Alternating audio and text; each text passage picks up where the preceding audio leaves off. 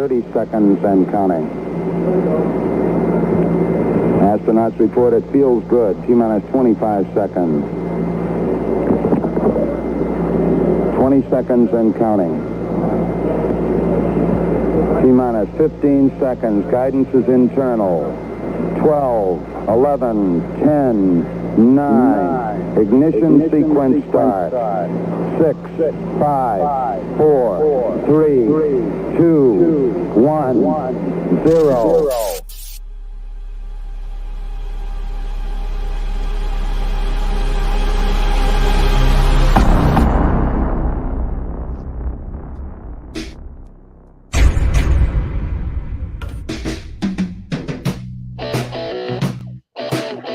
Oh, baby.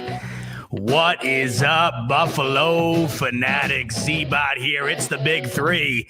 Back from sabbatical. To my right side, it is the legend himself. He's got the legendary shirt on. I think it says legend.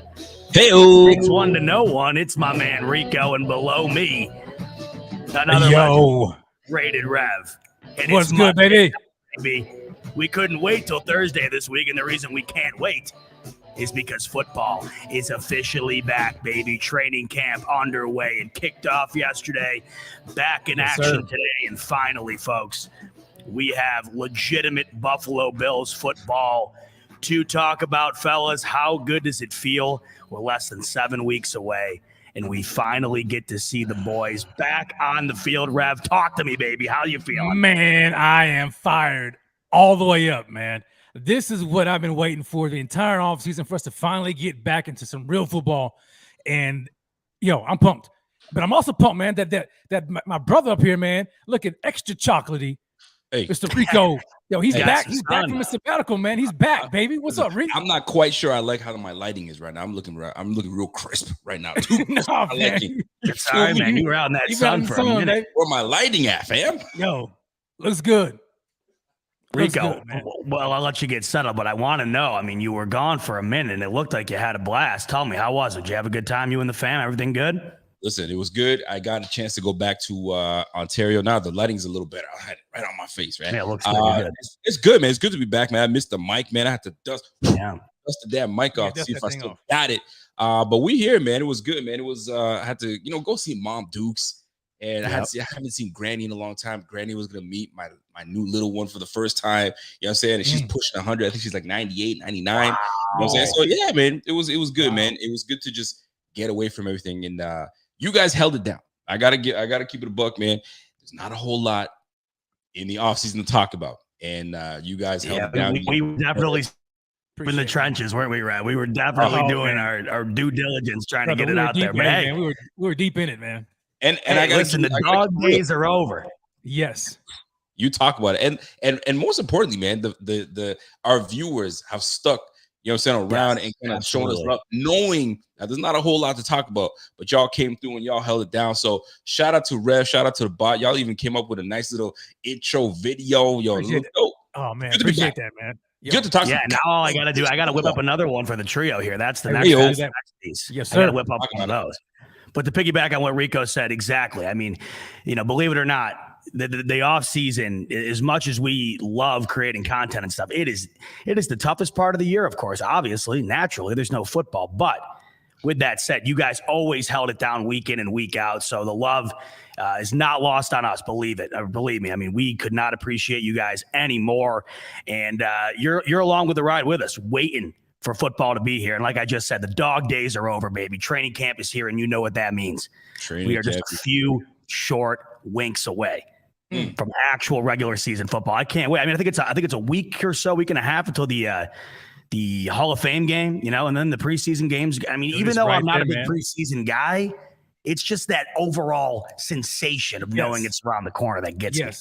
Why aren't you a preseason guy? I'm actually excited for preseason. The guy that we don't normally get to see, and we've been talking about all offseason, it's now put up or shut up. What are you doing for me in the offseason, right? God, well, for me, I'm with you. With the Bills, I'm there, right? It's just the other litany of games where it's like, the void it's almost like if you got your glass, you're dying of thirst, right? You're just running or whatever. And you really, for me, I know when I'm dying, man, a Gatorade always hits, but it's like someone hits you with a cup of water, lukewarm, room temperature. I mean, it's going to quench my thirst for now. But when September 8th rolls around, boys, I got that Gatorade coming out of the fridge, ice cold, and I'm ready to get going. That's what I'm talking about. It does feel good to be back. I'm seeing Rev's face. Rev is looking refreshed right now. Thanks, baby. My man Zebob's been holding it down. He's got the dad cap back at it again. Let's go. I'm excited, man. What topic are we hitting? Yeah, what are we talking about? Let's get it. Here, and by the way, I wanted to touch on what someone had up that someone put up. It was Truth Two Hearts. He said we need the BF Letterman jackets. Man, dude, I don't know that in my mind right now. Whatever I got in my mind right now, it's fire. I don't know how we can pull that off, but if we could, that'd be something. We're gonna make it happen. I got a website. I know what's up. Let's do it. Rico's got it in the bag. All right, let's do it, folks. Obviously, tons to talk about. Finally, training camp has commenced. We have so much to break down today through the first 2 days of the Bills training camp. But before we get into training camp, there's one thing I did want to touch on because I was reflecting on, of course, the last several years of us being Bills fans, what the Bills have become. And luckily for us, it's gone from, of course, 2 decades or so of not having much to be excited about to being just overwhelmed with things to be excited about. But the one thing this year, and I think, this might speak to how spoiled we've become, I was getting incredibly excited about the alternate helmet.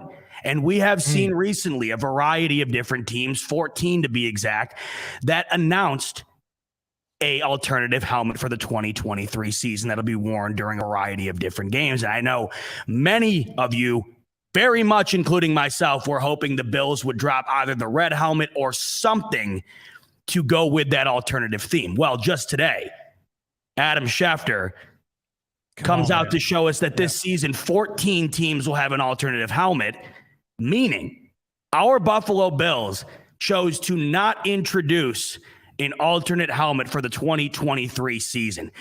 No one loves giving this team love more than me. You guys know that, but we got to keep it real when it comes to things that we don't love right here. And I want your guys' thoughts. To me, this was a massive drop of the ball. With the hype surrounding this year, it would have been the cherry on top to bring in those alternate helmets. We've seen several teams here to do so. If you look here, I mean, there's some awesome ones. I love the majority of these. The white Cowboys is sweet. This Bengals one is off the charts. The Patriots, I hate to admit it, but that one is killer. Falcons red. Nice. So, boys, I'll start with Rico here. Yeah, well, your thoughts? Did the Bills drop the ball, or are you cool with not having an alternate this year? You know what? I'll tell you, man. The Bills had the ball high and tight. They didn't drop a damn thing. I am not inspired. I'm not at all wowed by the red helmets. It does nothing for me. Keep it. Now, if they wanted to impress me, you could just went with a nice black with a buffalo blue on there. Now we talk, right? But we don't have that uniform ensemble to put that together. So for me, a red helmet, it doesn't move the needle for me. A lot of people are losing their minds. The Bills dropped the ball. The PR team was awful. I think we have one of the best PR teams in the game. But because we didn't put out a red helmet, we got a whole bunch of boo-hoo-hooing. Man, I'm boo-hooing. That's the way I look at it. The Bills did not drop the ball. They got that thing high and tight like Tiki Barber. We good. What's Jason saying here, Rev? Read it out for me. What do we got? All right, so Jason comes in with the super chat. Jason, appreciate that, baby. He comes in and says, as much as it would be cool for the red throwback helmet, I still love the throwback white and red standing Buffalo. let's do it more than one times a year. Yeah. So for me, man, like I'm with that right there. I'm not. I like the red helmet, man, but it's not like a major thing for me. You know what I'm saying? Like the only way for me, I think that the red helmet would look good is if we switched up the combo. You know what I'm saying? So like if we added like the alternative, like the color rush jersey, but like switch the combo. So like maybe like the red pants with the white jersey. I know what like the Giants did. They introduced a new jersey scheme with it. Yeah. If we did a new jersey scheme, then yeah, I think it would make sense. But man, since we're not doing that, then I'm all right. I'm all right with it. I still think we got the best unis in the league, hands down, regardless. We got some killer unis, and like Rico said, our PR team's fantastic. No knocking them. That's why I think I was shocked we didn't get involved in this. It always seems like the Bills are the team to be the ones to do something like this. Now, granted, the Bills weren't the only one. More than half the NFL did not get involved. We had 18 teams who didn't. I saw an interesting theory, and I wish I could credit who exactly I saw it from earlier in the Twitter comments, but someone had a thought of potentially having a handful of teams do it this year, and then the other handful of teams do it the following year. I guess when you look at it, it makes sense because just about half did it this year. And what they were trying to say was, look, man, the Bills got enough going on already this year. We don't even need to add more into the pot here. I get that. But I just think for me at least, and you guys know how I am, I'm a sucker for all this gimmick crap. Yeah, you are. I was all in on that. You know, I was all in on that. So I guess I didn't realize it because they had kept trickling out these announcements. I thought that they would keep happening. But Schefter put the nail in the coffin today. That is it. But I do think if you're like me and you're rooting for those along the line, they will be here at some point, but they won't be here this year. But listen, I'd much rather have that Super Bowl ring. And if it's anything like what the Rams just got, I don't know if you boys saw those rings, but good God, if we wind up getting one of those babies, I might have to sell the house, boys, just to buy one of those things. I can rest my head on that at night. When I got bought, I got to ask you, what is it? And this is not just for bot. This is for all of Bills Mafia. What is it about the fascination with these red helmets? What is it? Tell me. Let me give you mine. And this is where I come from. I've had people reach out to me saying that they agree with me completely. And I guess this is just the aura of anything to do with sports. Okay. Usually, no matter what you're talking about, you have people who are in total alignment with you or people who want you dead on the cross for saying something that doesn't align with what their thoughts are. Right. My personal take, and this was an incredibly hot one based on when I tweeted it out because it got a ton of both of those sides. For me, growing up, the red helmet era, in particular, the red helmet with the navy blue, that defined mediocrity and how it defined an overall sense of sadness and depression being a Bills fan. In the way I looked at it, if this team, by far the best in my lifetime, this current roster, potentially the best we'll see in a very long time, could rock that helmet or even more further, a uniform combination such as that, and I could, for once, avenge the little kid in me who's the best performance I got to see out of that helmet was who? I mean, literally, I couldn't even name you one. I mean, that's how bad it was.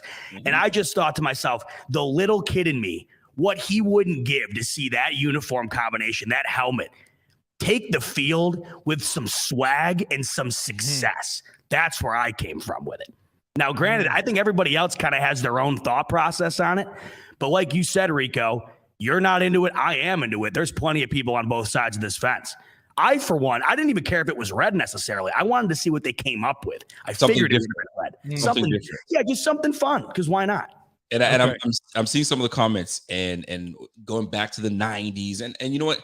For those that are over 30, like myself and my man Rev, I don't know if Bot is over 30. You know, he's not even over 30. He's still a young buck, right? Young buck. And 90s was a good era. You know what I'm saying? There was not a lot of nonsense going on. You know what I'm saying? There was all the stuff that's going on right now. Sometimes it's a little overwhelming. You know what I'm saying? Sometimes I want to go back and listen to 90s hip hop sometimes. I don't want to all the time. Today's stuff. So I get that part. But back in the 90s, the Bills were doing it. But that one thing that I keep telling folks, there's a stench that keeps following the Bills. Let's kind of leave that 90s look behind because we are in a new era. We're starting afresh. We got a fresh new quarterback. We got fresh receivers, man. We got a fresh new perspective on this season. We have a goal is to win. I don't want any stench from the 90s to even follow us because we get a little bit of that. Man, that curse is just going to keep going. We're trying to break the curse. So it's literally like you're in the same boat as me, just with the opposite mindset. And it makes sense because you're like me, where like I want to avenge it, but you're like, screw that. Just leave that in the past and burn it with fire. David Reed coming in, he's chiming in saying fans over 40. He is a fan over 40. And he wants to see the red helmet. Well, so he's in the same boat as you. He's on the other, and that once again, the beauty of sports. Everybody's got this, they got their angle. But I think eventually we will see it. What's my man Jeff King saying, Rev? What's he got tonight? Gentlemen, Jeff, first of all, man, what's going on, man? Gentlemen, good to see you back together again. Rico, your boys here did a great job with the shows. Thanks so much, my man Jeff. Yo, happy birthday to your beautiful daughter, Rico. Have a great show. God bless you and you guys. Yo. I love it, man. Yo, my daughter just turned 9. Yeah, it never misses a beat. My daughter just turned 9 yesterday. So it was a big monumental day, man. And somebody mentioned how chocolatey I'm looking. Yes, we went to the damn. You are, man. And the sun, you don't realize how the sun hits you. I mean, white folks, you guys burn, right? Too much sun. I just turn red. I can't stand for the life of me. I'm redder than hell when I go out. Y'all burn. We just get a little chocolate, right? And I guess I got a little more chocolate. I'm realizing it right now. And he said the light ain't hitting you the same way. Realizing how velvety chocolate I'm looking right now. I mean, it'll go. Man, hey, but Rick, you look good though, man. So I like the red helmets, man, but I'm not a big fan of it. I mean, it just really depends. Now, Rico, you had mentioned, and I like you said this, man. Like you don't want to have anything to do with those '90s Bills and it's bringing back the curse. What I don't want to see are those ugly 2000 unis, man. Like that crap with the, you know what I'm saying? They just went overboard. You know, you guys know what I'm talking about? Yeah, like the red helmets are all right, but as long as we don't bring them joints back. Now Jason's coming in. He's talking about the helmet. I think OJ wore that red helmet with the blue face mask, or that was a weird era. There was a weird era where it had the blue. I don't even know how long that lasted. I'm looking that up here. Here it is. So yeah, there's actually shots of Jim Kelly with it on. This was a maybe it wasn't the OJ era. That was actually probably the one bar with the white helmets. But here's Jim Kelly sporting the red helmet, blue face mask. See, I'm out on that. We fought too damn hard for those white face masks to give those up like that. But I'll tell you what, though, I don't know what this is, but Josh Allen with that on, maybe I'd change my mind. I don't know. This is what I'm talking. By the way, I gotta give I gotta say this right now, dude. If anybody's in here right now, do us a favor. Smash that like right now. If you have not subscribed and you're coming back, you said off season is over. I'm ready to follow the Buffalo Fanatics again because I just kind of like to chill out. Here's your opportunity right now. Smash that like, subscribe, and there's a little bell. There's that little bell. It sounds a little something like that. You got to hit that notification bell so you know when we are going live at you direct because we're going full forward back into it. But let's go, baby. Before we get into it, I got to give a big shout out to my boy Bobby coming in tonight with the comma. With the comma, baby, Bobby. Let's go. And but Bobby changed his profile picture. Bobby. Rico, I don't know if you saw this last night. Sorry, man. You were roasting the hell out of Bobby. Bobby's like, dude, chill out. I said, Bobby, bro. Thank goodness for Rev. If Bobby was here, I'd give him a hug that would probably shatter his spine. Because look at him. He's the nicest guy. And Bobby comes in tonight with the freaking comma, baby. There it is, Bobby, right there, man. That comma, baby. Yo, Bobby, right now. He's thank you for returning. Apologies again. Yes. You are the man. A lesson learned inevitably last week. How does his profile pick up? And don't read stats from this chat until they're verified. We learned a lot of lessons last week, didn't we? All right, folks. That was funny, man. Bobby's in here, and 106 of you beautiful Bills fans are in here as well. And like Rico said, make sure to hit that subscribe button, even though the majority of you already have. Shoot us a like, and as always, ring that bell because football's around the corner. We got content coming like you wouldn't believe. Ring my bell. Whom the bell told. Baby. All right. Training camp. It's underway Sunday and this morning. It was off to the races.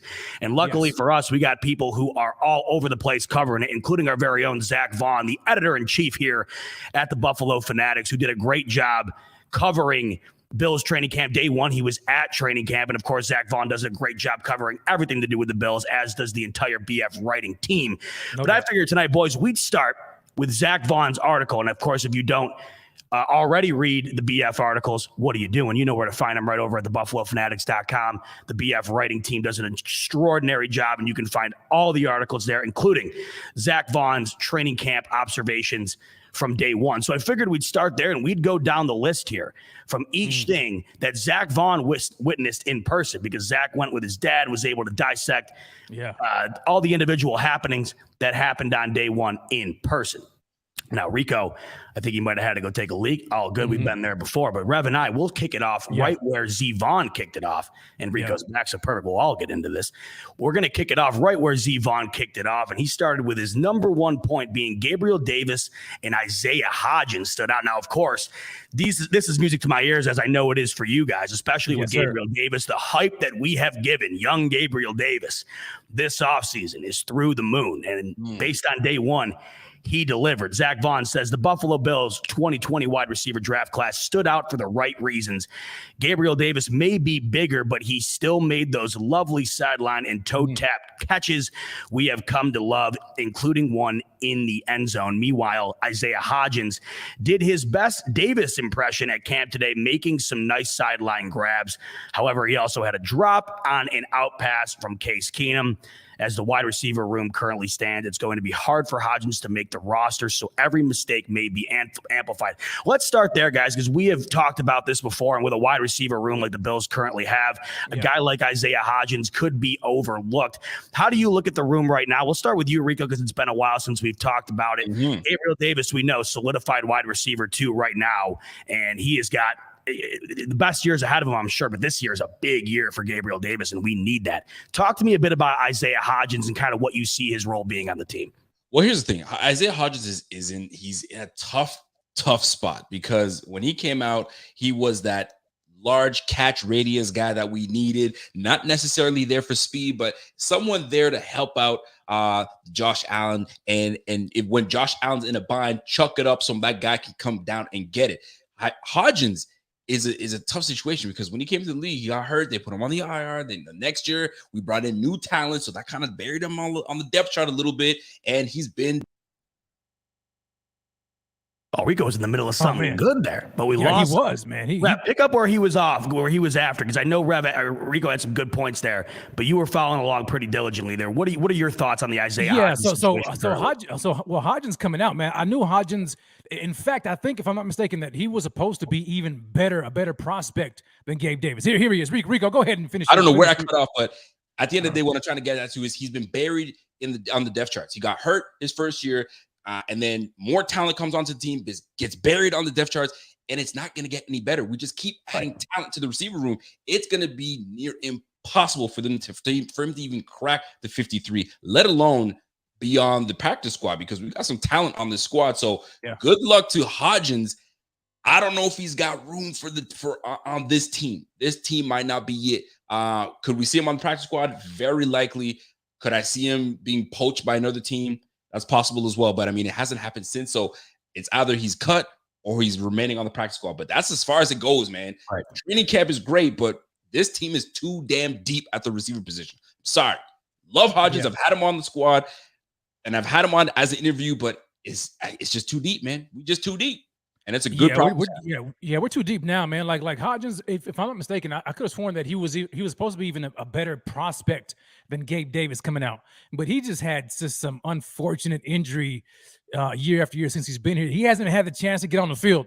And then now that we've added the guys when we added Cole Beasley and John Brown, pushed him down. Now we added Diggs, pushed him down. Now we got the other guys that come in. So he keeps on getting buried. He can't stay healthy. Even though I think last year he was healthy, if my memory serves me right. But he just hasn't been able to put it together. And now I think he's just the odd man out. He's gonna have to have a heck of a camp just to even crack the roster. To even crack the odd man out. It's not happening. It's just too deep. Yeah, it's tough. yeah. Like Rico just said, I mean, you continue to add. That's the other thing too. Not only is it already deep, you continue to add. I mean, what we've heard about Khalil Shakiir coming out of the draft, what I had heard yesterday in just a day's practice, how great he looked. So, like Rico had just mentioned, this team gets better and better. If you're already on the roster, the odd man looking out, the odds of you getting on the field making an impact are extraordinarily difficult. But hey, that's the telltale sign of a good team. If Isaiah Hodgins was on the starting roster, the initial indication would be, well, the Bills are not there. And there's plenty of teams, I'm sure Isaiah Hodgins could give a run for their money getting on the field. The Bills right now, just not one of them. Fellas, let's stick in the wide receiver room because, as you know, we are all in alignment here. We are Isaiah McKenzie's fan club here. No one loves Lil Dirty more than these three guys you're looking at right here. And a lot of talk amongst us this offseason has been how much we think Isaiah McKenzie can impact this team if given the opportunity. And of course, we want to see Ken Dorsey give Isaiah McKenzie that opportunity. He hasn't really gotten it. And when he has, those slim chances that he has been given, he's taken advantage. And from the observations we saw over camp, take over here on, he talks rather on the slot receiver battle, and we know that's going to come down to Isaiah McKenzie, Jamison Crowder, and potentially Khalil Shakiir. But what I thought is the most interesting about this whole element, folks, Isaiah McKenzie did indeed get the first team reps in the slot position for the starting unit for the Bills offense. This was a debate being had amongst this offseason. Would Jamison Crowder start in that position, or would Isaiah McKenzie? Now, I'm going to start here with you, Rev. Putting this aside, now that we've seen, this is only one day in, and granted, I think that seniority might play a factor here. Isaiah McKenzie's already in the locker room. You probably give him the starting reps day one, but I don't think you give it to him unless you think he's obviously capable of running with the ones, and we know he is. Do you think that is going to be a spot that Isaiah McKenzie holds on to, or do you think that winds up being rotated to somebody else on that list like Crowder or potentially even Khalil Shakiir, the rookie? Well, I'm glad that Lil Dirty's finally getting his shot, right? I mean, we all knew what he could do, what he was capable of. We saw what he did against the Patriots last year. I mean, he actually, carried the offense on his back for a good portion of that game. But needless to say, it's not going to be given to him, man. He's going to have to go in there and win it because Crowder is a seasoned vet with proven production. I mean, Crowder has, and when you look at his stats and you look at the receptions that he's had over the course of his career, I mean, he's gotten, last year, 51 receptions, a year prior, 59, before that, 78. I mean, so he's been a reception target. So now you insert him into this offense. Now, year one, granted, I'm not too sure what that's going to look like, but Isaiah McKenzie, though, we can't really just expect him just all of a sudden jump in and take that large target share that's going to be vacant by Cole Beasley. So maybe they work in some type of a mix or whatever like that, at least through camp. I think that the right thing to do is to select McKenzie have the quote unquote starter reps because he's been in the system matter of fact, he's the longest tenured wide receiver on this team right now with Josh Allen. And so you give him that opportunity and it's basically his job to lose, but make no mistake about it. Jamison Crowder is going to be right there at his toes. So we really just got to see. I'm not too sure what's going to happen. I love McKenzie. I would love for him to win it, but man, we've got weapons, man. So Khalil Shakiir, I'm interested in him as well, but I think right now we're probably going to put him on the shelf a little bit. I mean, unless he just wows everybody in camp and just beats the brakes off of everybody, I think he's going to be, just that further depth receiver. I think really it's going to be between McKenzie and Crowder, with McKenzie currently having just the edge from a experience within the scheme of the team perspective. And in the words of Zach Vaughn, before you go, Rico, I want to just preface this. In the words of Zach Vaughn, he literally said this could be the tightest positional battle on the entire roster. These three guys. That tells me, hey, that's a good thing. We got three guys that are going neck and neck here to get in the spot that we need to fill with the departure of Cole Beasley. So your thoughts, Rico, on what you imagine is going to be filled in that role as we approach the season here? Listen, there's people that perform under pressure, and there are people that perform when there's security, right? When your job is on the line, there's nerves, right? And there are two types of people. Either you perform or you don't perform.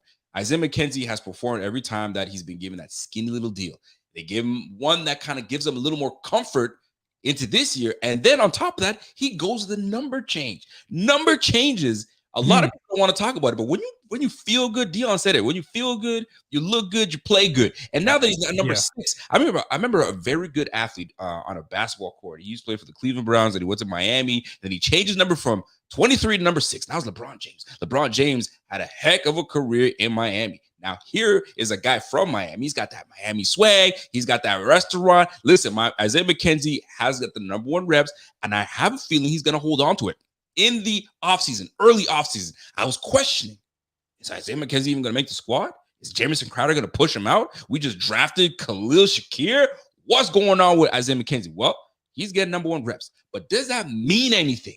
Number 1 reps is great, but what do you do with your reps? We're going to soon find out with more days in camp, but he's got a strong hold on it, and the team likes him. And I think he's got a renewed sense of, like, I belong on this team. So I think he might hold on to it. The real question becomes, what are we doing with Crowder?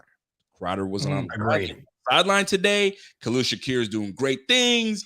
So, shoot, the guy that we thought was going to a shoo-in to make the team, maybe, just maybe, things shake up. We're going to find out. That's why training camp is here. Training camp is here for a reason. All the shorts and T-shirts and looking good in shorts is all fine and dandy. Now you got helmets on. You know what I mean? The hitting's going to start to begin a little later, and then we're going to separate the men from the boys. We're going to see. Yeah, and just to piggyback on that, my question also is Mckenzie, is he getting any reps in punt return? Because everybody rotated. From what I had heard, that he did get reps, but there were several who did get reps as well. Okay, so that may edge him out too. I mean, I don't know. I don't know how much that's going to play into the whole. Well, I mean, my thoughts on that. I thought last year he just they took it too far with the reprimanding that they gave him after that fumble against the Colts in a game that they weren't going to win anyways. That to me was one of the biggest downsides of last year. I hated how Mckenzie was treated after that game. But I do imagine that there could be some potential there. But of course, there is a cycling amongst who's taking those snaps. But, back to what Rico was just saying a little bit earlier in regards to Isaiah Hodgins. I mean, good God, you want to talk about the wide receiver depth. I mean, if we're even having the conversation of what to do with Jamison Crowder, there you go. Another element, it's crazy. It's crazy. Speaking of players that will be on this team guaranteed and for a very long time, the guy on the defense who, of course, might have the biggest impact outside of Micah Hyde, Jordan Poyer. I mean, with this defense now, it's so tough to even decide who is the biggest impact on this defense. But the one guy that we know we missed dramatically last year due to injury was Tredavious White, but he was back on the field during the training camp practice on Sunday, doing a bit of jogging, looked to be moving well. And that, of course, stood out to the one and only Thigh God, the Thigh Doctor, who we bring in right now, who analyzed the footage of Tredavious White moving and grooving around the field on Sunday during training camp. So, Thigh Doc, talk to me. What did you see from Tredavious White on Sunday that kind of has you feeling optimistic or pessimistic as we approach the season and his status? Well, don't we get like a little introduction here? Well, listen, I was about to say, Zebot normally gives a strong introduction. I think I want to give it back to Zebot and really introduce. You want me to do that? I was right. Yeah, because he's got his camera pushed back, so it looks like he's ready for something too. You're right. I didn't know if the Thigh Doctor was at work right now. I'm on the phone. Give me a little taste. I'll give you whatever you guys want. Well, then give me a taste. Hey, man, yes. I think you know what we want. You want? All right. Can you put some music on? Oh, all right. Hold on. Time out. Here's how I'm going to preface this, because I don't know yet. I want you to dance in a way that describes to me your optimism of Tredavious White. Oh, I want you to give me a dance that's going to indicate how optimistic you are about an early return for Tredavious White. So if I'm seeing some slacking, I'm going to be upset. But if I'm seeing you rocking this thing, that's telling me I got a lot to look forward to. So that's how I'm setting the stage here. All right, cue it up. No, all right, what kind of tunes am I playing? What do I got? Here we go. You got something good? All right, go. Hey, solo, my man.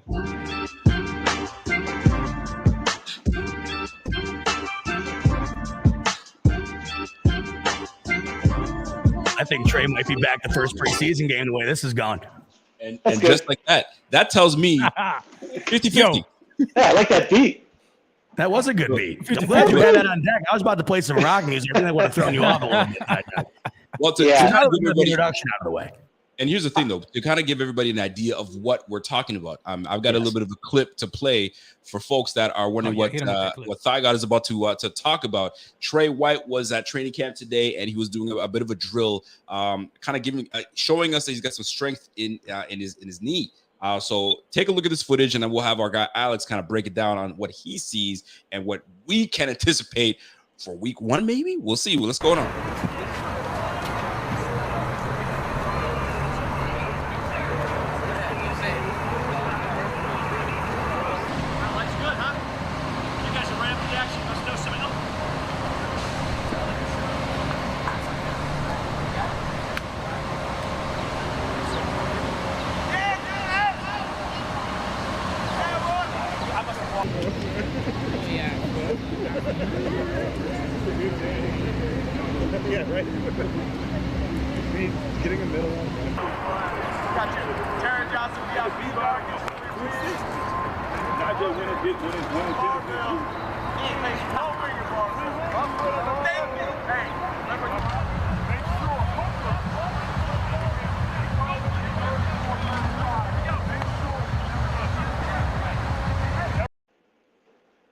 Didn't look that bad to me, and the swag is unmatched. Now, before we go, video courtesy of John Scott. Shout out to John Scott. He got some good footage of our guy Trey White. Alex, break it down to me. From a guy that doesn't know. I mean, the three of us are sitting here like, that looks pretty damn good to me. You're right. You're right. Talk to us. So a couple things. Like look at it from a bird's eye view. He looks good. Like, do you see those lats? His arms look great. It looks like he's in tip-top shape. So he's obviously working the rest of his body. So what's the first few things we saw? He did the single leg jump, correct? Yeah. Right. Yes. All right. Love that. So the single. So I don't know if you want to pull up the clip that I broke down, but he looks pretty good. He gets up, but if you look at it slowly, he's jumping off the right leg and landing comfortably. Then when he takes off on his left leg, I'd say he doesn't get as high. And then he's a little hesitant, and if you guys watch him, he looks down the whole time. Like he's a little unsure landing on it.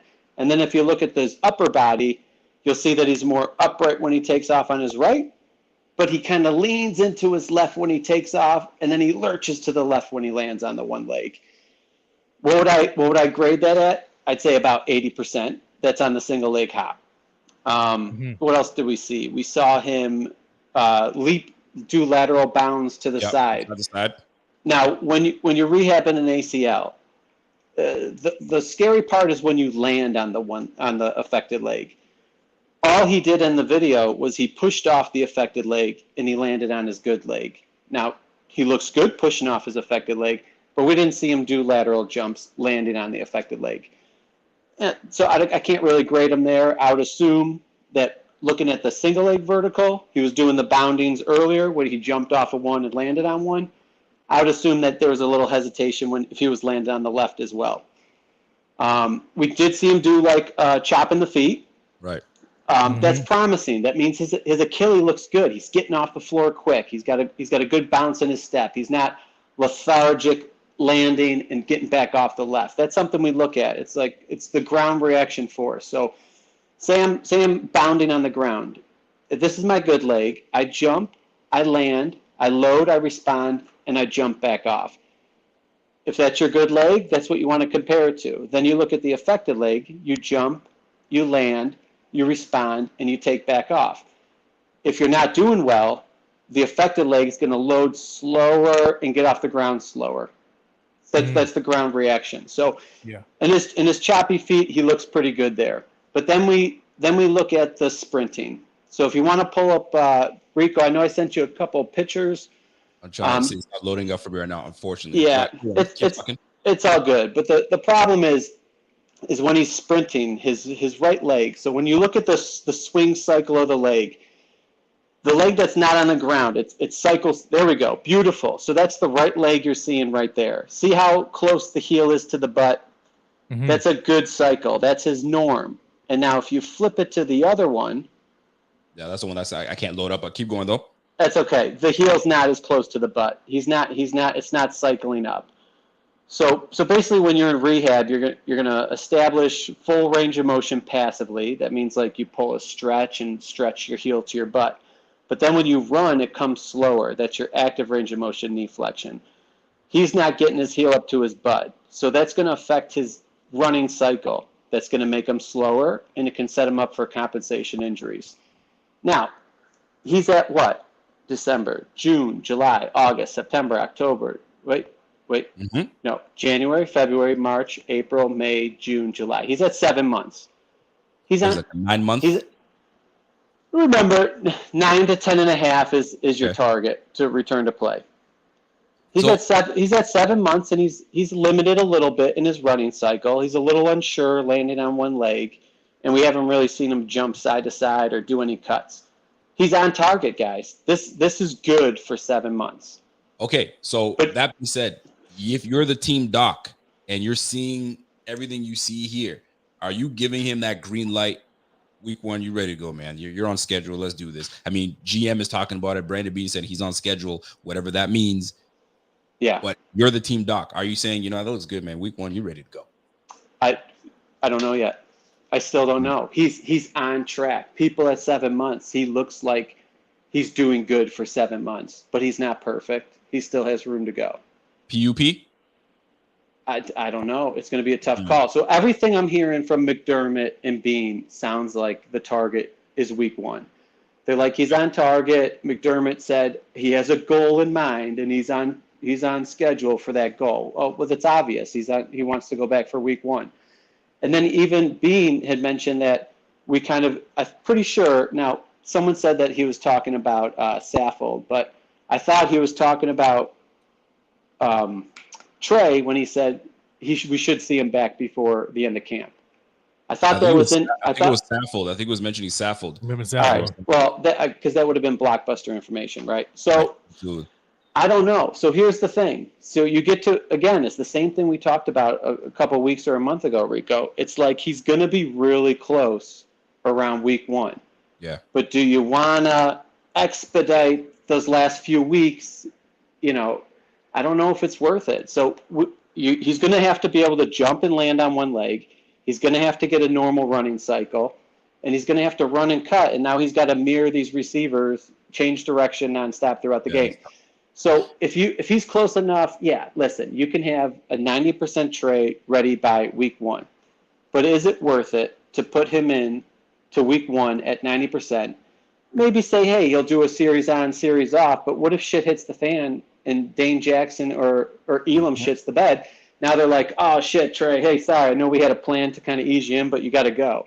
Now he has fatigue, right? Because he hasn't been able to do all camp. I mean, camp's camp for a reason. These guys are getting in game shape. So if you're just gonna activate him like a week before week 1, say, hey, he's been training real hard, and now get in game shape in a week, put your pads on this week, and let's roll week 1. I don't think it's safe. But that's not to say, again, he's at 7 months. We're just starting August. 2-3 weeks. He looks a lot better. He gets another 2-3 weeks to get into game shape coming off the PUP list.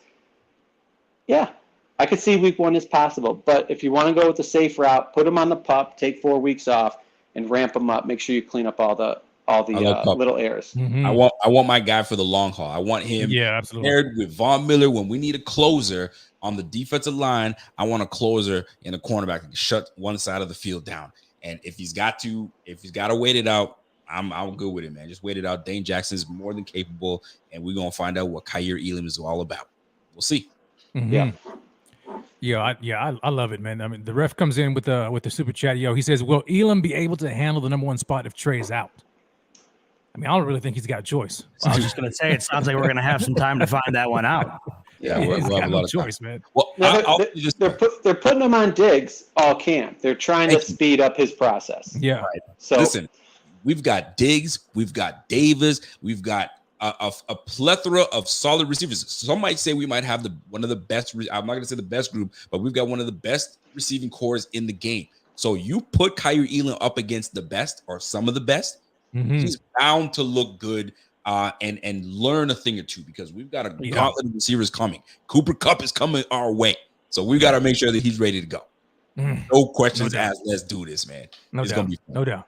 Yeah. I'm with you guys, man. Look, keep Trey, man. This is a long season. There's no need to rush it and get it. I know he wants to be back for week 1. There is absolutely no reason to rush it. I think we'll be all right with Elam and Dane Jackson holding down the fort. As long as we got Poyer and Hyde back there and a revamped pass rush and D-line, I think we'll be okay. We'll be able to manage for the first few weeks of the season until Trey comes back fully healthy. And as far as prospective talent is concerned, the Bills didn't have a cornerback on their team last year when Trey went out that was nearly as good as Elam is supposed to be. And they wound up finishing the year number 1 overall in defense. So it could be better for a few weeks. We'll see. But we miss Trey. But it's good to hear from the thigh doc because it's got me optimistic, but it also makes me feel like the ideal takeaway here is to not rush it, especially with a guy like Tredavious White, who is in it for the long haul, but especially in a year like this, where having him down the line is probably going to be way, way more important than trying to force him back for the first few weeks. Yeah. So listen, if I could, in conclusion, I would say, hey, there's a lot to like. He looks great overall, but he still has a lot to, not a lot, but he's got some fine tuning to do. And I think that should temper our expectations. But think about it. We did invest in the D line. So why don't we kind of protect the rookie corner and, maybe roll Von out a little more in the first 4 weeks. And then when Trey could come back and the rookie's got his feet underneath him, then start to take Von and save him for the playoffs. That's a great point. That's a great point, Doc, because if we have a legit pass rush that's getting after the quarterback, I think it's just going to be tip drill season for the DBs. Make it a whole lot easier if you're able to increase the pressure rate up front for the guys in the back, at least until Trey gets back healthy, man. I love that point.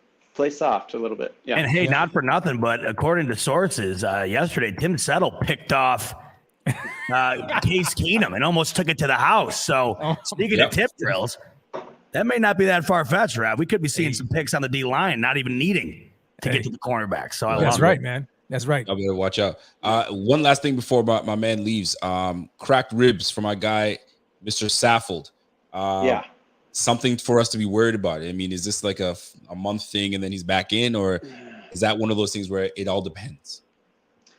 It mostly depends, but he's a big dude. They're going to heal. It's going to take 3 to 6 weeks to fully heal. Cool. I'd be more worried about he's not able to get the pads on and bang it up with the line, and then we're talking they might have some issues with gelling early in the season. But he's eventually going to be okay. But don't forget, the problem with Saffold is he had a lot of back injuries, neck injuries, and shoulder issues early in his career. So that can't be understated when you're in a car accident because those things can easily get flared up. I'd keep an eye out for that. But other than that, no, he should be good to roll week 1. I would just be a little concerned about how much time he gets in camp, kind of full contact drills with the O-line. But he is a vet, so I shouldn't see it as an issue, guys. Keep one eye open on that one, though. Rico, cue that music. Nice. We got to send him out in style. You know what? Yeah, baby. Of course. It's the thigh doctor himself. Give it to us one more time. You don't get better analysis or dance moves than this, folks. You get 2 for 1 with the thigh doc. Check this Hoochie out. Daddy Zubas. And while we're hot. The man who looks good in shorts. The thigh doc. Folks, it doesn't get better than that. I mean, like we talk about all the time, you see Thigh Doc busting it down. You're like, come on, man, I'm not listening to this guy. And the next thing you know, he opens his mouth for 2 seconds. And you just got smarter. You just got way smarter. Every time I listen to him, man, I feel infinitely smarter. I also feel infinitely dumber about the things I don't know too at the same time. So that's why we got a resident doctor. We got a resident doc that's telling us what to watch out for. It's always lovely. You gotta love having a thigh doctor and letting us know. And you mean your doctor does that? I mean, get you a man who can do both, who can literally let it sing with the thighs and then sit down with the boys and give you true in-depth medical analysis. You can't teach that. I love it. You know what I like, man, before we get up to Jared here. I love when he had mentioned about Saffold being out. Now it looks like we have no choice but to look at Cody Ford. Because now Cody Ford he's gonna get his opportunity through camp to prove whether or not he's worthy. Well, I'll tell you this, man. Cody Ford is in rotation. That's what I've been reading. He's in rotation, but he ain't solidified as that one guy because they keep rotating him in and out. And we just signed a new lineman Simmons, I believe, Jordan Simmons, I believe his name is. I mean, undrafted 2017. He's bounced around a couple times. So camp body, if you will, until people are getting back together. I'm not really kind of peeping over there at Mr. Simmons, but we'll see how this plays out. But yeah, man, David Questenberry, let's not sleep on that. Let's not sleep on Questenberry. Another name you forget about, and a litany of names. And he can play guard and tackle. Yep. And we actually poached him and Saffold from the Titans. So look out for that. So speaking of Saffold, as you know, the Thigh Doc was touching on today, McDermott does seem very confident. So does Bean. Now, of course, they won't elaborate on what on schedule means. They never do. But from what I can take from that, I would imagine that Roger Saffold is making, progress in respect to the progress they're looking for him to make. It seems like he's really coming along. But like the Thigh Doc said, when you injure it in a way he did, like the car accident, it always seems to be a bit iffy because you never know, when that could pop back up. And in the situation that he's in on that line, big boys, you never know. And just another piece added to this team to really try and get them over that hump to the ultimate goal. I mean, he's just one of those guys added for that reason alone. So back to the same point I'd say with Trey White, if he's not 100% week one, then just give it time until he is, because ultimately you're not going to want to rush these guys out there for the reason you truly need them for. So I feel like that's the way you got to look at it. Yeah, and Doc made a good point too about the cohesion, if you will, of the offensive line. That's something we absolutely need at the beginning of the season, because if he misses any time, or whoever, I guess we're all assuming that Saffold is a penciled in starter at guard, right? So if he misses any time in the regular season, that old line it already needs time to gel. And so you get somebody else in there, and then you say, all right, well, Saffold's back. Now you bring Saffold back in.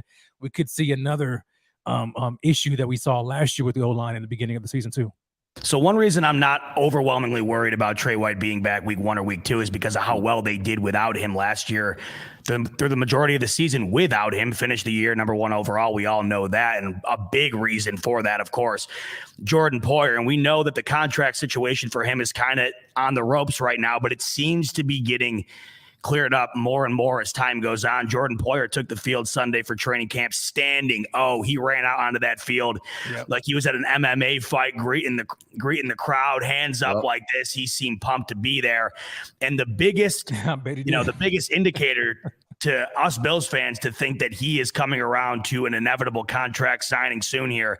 His agent, Drew Rosenhaus, in the building Sunday with his little boy on the sideline checking out Jordan Poyer. That tells me, folks, we are getting Jordan Poyer inked down for a little while longer here, hopefully. And you can't imagine that won't be, or you can imagine that would be rather soon, based on the fact that the season is just a mere 7 weeks or so away, and the fact that they already have the agent in the building. So start with you here, Rico. Your thoughts on the overall Poyer situation. I, for one, think he has handled this tremendously. And then, of course, yesterday, just another feather in the cap for him, the way he walks out. He's not allowing a situation like this to really creep into his mind. He's not allowing it to be the overwhelming shadow over him in a year where he knows it's Super Bowl or bust. Your thoughts on how this is going to wind up panning out as the season gets closer and he inevitably winds up signing or not signing with the Bills long term? Two things. Before I get into the Jordan Poyer situation, I know that we were just talking about the old line with Saffold being out. Spencer Brown, nobody really knows what injury he sustained early in the offseason, but now he's shaking the rust off and he's back in the lineup. They're easing him back in, and he's been looking great doing so. But injury has not been disclosed. We don't know what it was, but he's slowly getting over it and getting back into it. So him and Tommy Doyle were kind of in and out on each other, swapping in and out. So for those that were asking about Spencer Brown, he should be good to go and shaking off the rust. As for our guy Jordan Poyer, all pro Poe, I'm really glad that he showed up to camp. It speaks volumes, right? He could have hired the big time agent, and the big time agent could have told him, sit your ass out. Poyer said it himself. I want to be here, right? So 2 things that I noticed, right? Why is the agent there, right? The agent is there to kind of flex a little bit. Hey, I'm watching everything my client does. You know what I'm saying? He's not going to be doing any contact drills. I just need him doing something light. He's showing face. He's showing that he's here in good faith. Make the deal happen. And usually and I read this somewhere, usually when the agent shows up, it's kind of telling you that We're putting a little pressure on the GM. Him and Brandon Beane do have a good working relationship from what I read months ago. So I don't see any bad blood or I'm flexing. I think it's more so I'm showing guys that my client is here in good faith. Let's make something happen. Hopefully this thing can be done before preseason starts because we know we're going to need him there. So he's going to be here all camp. Let him be there. Let him show face. Let him do what he's got to do. Let him show the camaraderie of him being around and being a leader because he's a leader on this team. And what it comes down to is we got a rookie corner, folks. We got a third-year corner coming in, Dane Jackson, and we got my man Poyer coming in and solidifying the safety spot as two veterans with him and Micah Hyde. You need to see that because it speaks on to the rest of the crew on the defense. Vaughn Miller's there. Everybody's there. You can't be the one sitting out and kind of weakening the team. So him showing up is a big, big factor. I think it's huge, and I think something gets done. But it's a big showing on my guy J Poe, and he wants to be here and it's showing it. So good on him. Yeah, I'm actually glad he showed up. You know, because for one, I actually thought that he wasn't going to be there. I mean, I thought this was all posturing. You know, him switching to Drew. I didn't think that he was going to be showing up for camp until he got a new deal. So the fact that he's there, is a good sign. It's a good sign, and we know he's a professional, right? So yeah, I'm with you, Rico. I expect something to get done here shortly. Yeah, I mean, he's handled it tremendously well. He's really done a great job. We've seen it, and granted, I don't knock anybody for handling it certain ways. At the end of the day, you only have a very short time to capitalize on your career as an NFL player, especially at the highest level. We saw T.J. Watt last year hold out, for the Pittsburgh Steelers. Interested to see what Lamar Jackson winds up doing as the season inks closer. We saw Kyler Murray just ink his deal today, and it just seems like right now Lamar Jackson is the only one left without a contract. So we'll see if he winds up holding out. There's always different ways to handle it, but Jordan Poyer has never allowed that to affect him. Now, in regard to Rosenhaus, he's no rookie here. He's been an agent for well over 30 years, so he knows what he's doing. And like Rico said, I think that was a really good point. This is not some, rookie type tactic. He wouldn't be there unless he felt the need to be there. We're talking day 1 and 2 of training camp. Rosenhaus has plenty of clients, and he made sure to be there for Jordan Poyer. So that is definitely something to acknowledge, and I think it definitely means that something is on the horizon. To me, I see it as a good thing. I can't imagine Jordan Poyer isn't extended as of right now, but we shall see. As we wrap up with Zach Vaughn's updates, and he had a lot of great stuff. We don't have time to go over all of it, but like I said, thebuffalofanatics.com. Make sure to go over and read that article. It's got a lot of great stuff. Not a whole lot out of Josh Allen this weekend, as we could imagine the first day. And it's not going to be very eventful for Josh Allen throughout the preseason. You don't want it to be, because usually the more you're hearing about a starting quarterback in the offseason, it's never good. So the less you hear, the better. But the one thing that we kept hearing all day on Sunday, especially from Josh Allen, it's about these turkey burgers, boys. I'm going to let Josh Allen and the boys let you know what their thoughts are on the Fisher Dining Hall and these turkey burgers. Yeah. And then us three are going to sit here and take a look at them and try to figure out what all the hype's about. Because frankly, my first look at them, I just don't get it. But here we go. Here is Josh Allen talking about his favorite time of training camp, turkey burger time. We've got TBT after this. It's turkey burger time. They got the best turkey burgers here. Put a little jalapenos on them. That's the main reason I like coming here. Yes, that's the best. I've been waiting 3 years for those turkey burgers. 3 years. Now here's where it gets heavy for me, boys. Here's where it gets weird. Can we get a zoom on that? Yeah, time out. Let's get a zoom in on that, right? Is that zoomed in now, boys? Can you see it better? Wait a minute. All right. Now let's pause for a second. We've all seen the Rev burger, and we've gone over that in insane depth. I got to tell you, boys, and I want your thoughts, but my immediate reaction is this is what's got all the hype. That thing, it looks terrible. Rev, I'm going to start with you, man. I mean, you're the burger connoisseur. Give me your initial thoughts. Yo, first of all that hype for nothing, right? I didn't even see the pic. I'm hearing Josh talk about, I'm hearing Poyer talk about. I'm like, yo, the turkey burger. All right, I'm down with a turkey burger. Let me see what they're working with. This is it. This looks like a hockey puck. It looks in between two pieces of hard bread with is that some jalapeno or something like that? Some jalapenos on there, yeah. Like where's the salt? Like this looks terrible. It looks dry. This looks dry. It looks bland. Where's there's no juice. There's no nothing. I'm sorry. With the I can't. No, man. Look, that's crazy. If they want a turkey burger, I'll hook them up with a turkey burger. You know what I'm saying? But this I'll give him a real turkey burger. I'll give him a real turkey burger, man. It ain't gonna be like that. But I guess you can expect that because they probably have to do a calorie count there. You know what I'm saying? So it has to be a certain amount of calories, and it can't be too greasy, too fat. Red, don't do the two. I'm not buying. You know what I'm saying? That ain't it though. I'm saying that's the only excuse I have for him. But other than that, it looks hot garbage. I would not. Poyer said he's waiting 3 years for that thing, Rev. I mean, that does not look like something I'm waiting 3 years for. No, I'm sorry, I can't do it. Rico, talk to me. I know there's a lot of dog lovers up there. There's a lot of dog lovers. Look at this shot. I mean, come on, love your dogs, food, boys. You got Bingo over there, and you've got Rex over there. I don't even think you guys would give that turkey burger to your dog. You would say, I don't think that he can digest all that. It doesn't seem appealing. Go back to this shot's the worst. I mean, that looks like something from. Give it a zoom. Zoom that. Yeah, I'll zoom in on that one. Yeah, I'm out. Look, the cracked bread. The bread looks cracked on the top. It looks crusty. It looks dry. I don't see no sauce. Where's the sauce on the bottom bun? No sauce. It looks great. No cheese. I thought I saw like another pick. It looked like the top bun was off. I want to analyze it a little further. What is that? I don't know what that is right there. That's terrifying me. Whatever the hell that little blob of shit is there. No cheese. I mean, that's criminal without the cheese. Where's the color? Patty. Where's the? It doesn't look savory. No, it frankly just looks bad. Listen, triple U. I'm gonna give it a U. Uninspiring. What do you got? I mean, that's a good way to put it. The crazy thing is, I mean, they were talking about that all day. I mean, that was a big point of emphasis, how good these things were. And that looks like crap, man. That looks awful. That's not doing it for me. And I wanted to bring that up because we know Rico knows what a turkey burger. Yeah. But we got Rev in the house here, man. We got Rev, who makes one of the greatest looking burger. I mean, I can only imagine what it tastes like. But it's fine. Visuals are big, right? I mean, Rev, if you were putting that up on your social, no one's buying that.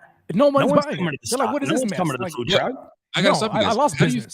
How do you feel about what Sal just said? He says, "Hey guys, you guys are judging without tasting." He says, "Stop it." Listen, when it comes to food, I'm a guy who judges book diets. Exactly. You never get a second chance to make a first impression. If I've never tasted it, your pick better look desirable. If it's not desirable, I am not trying it. That's it.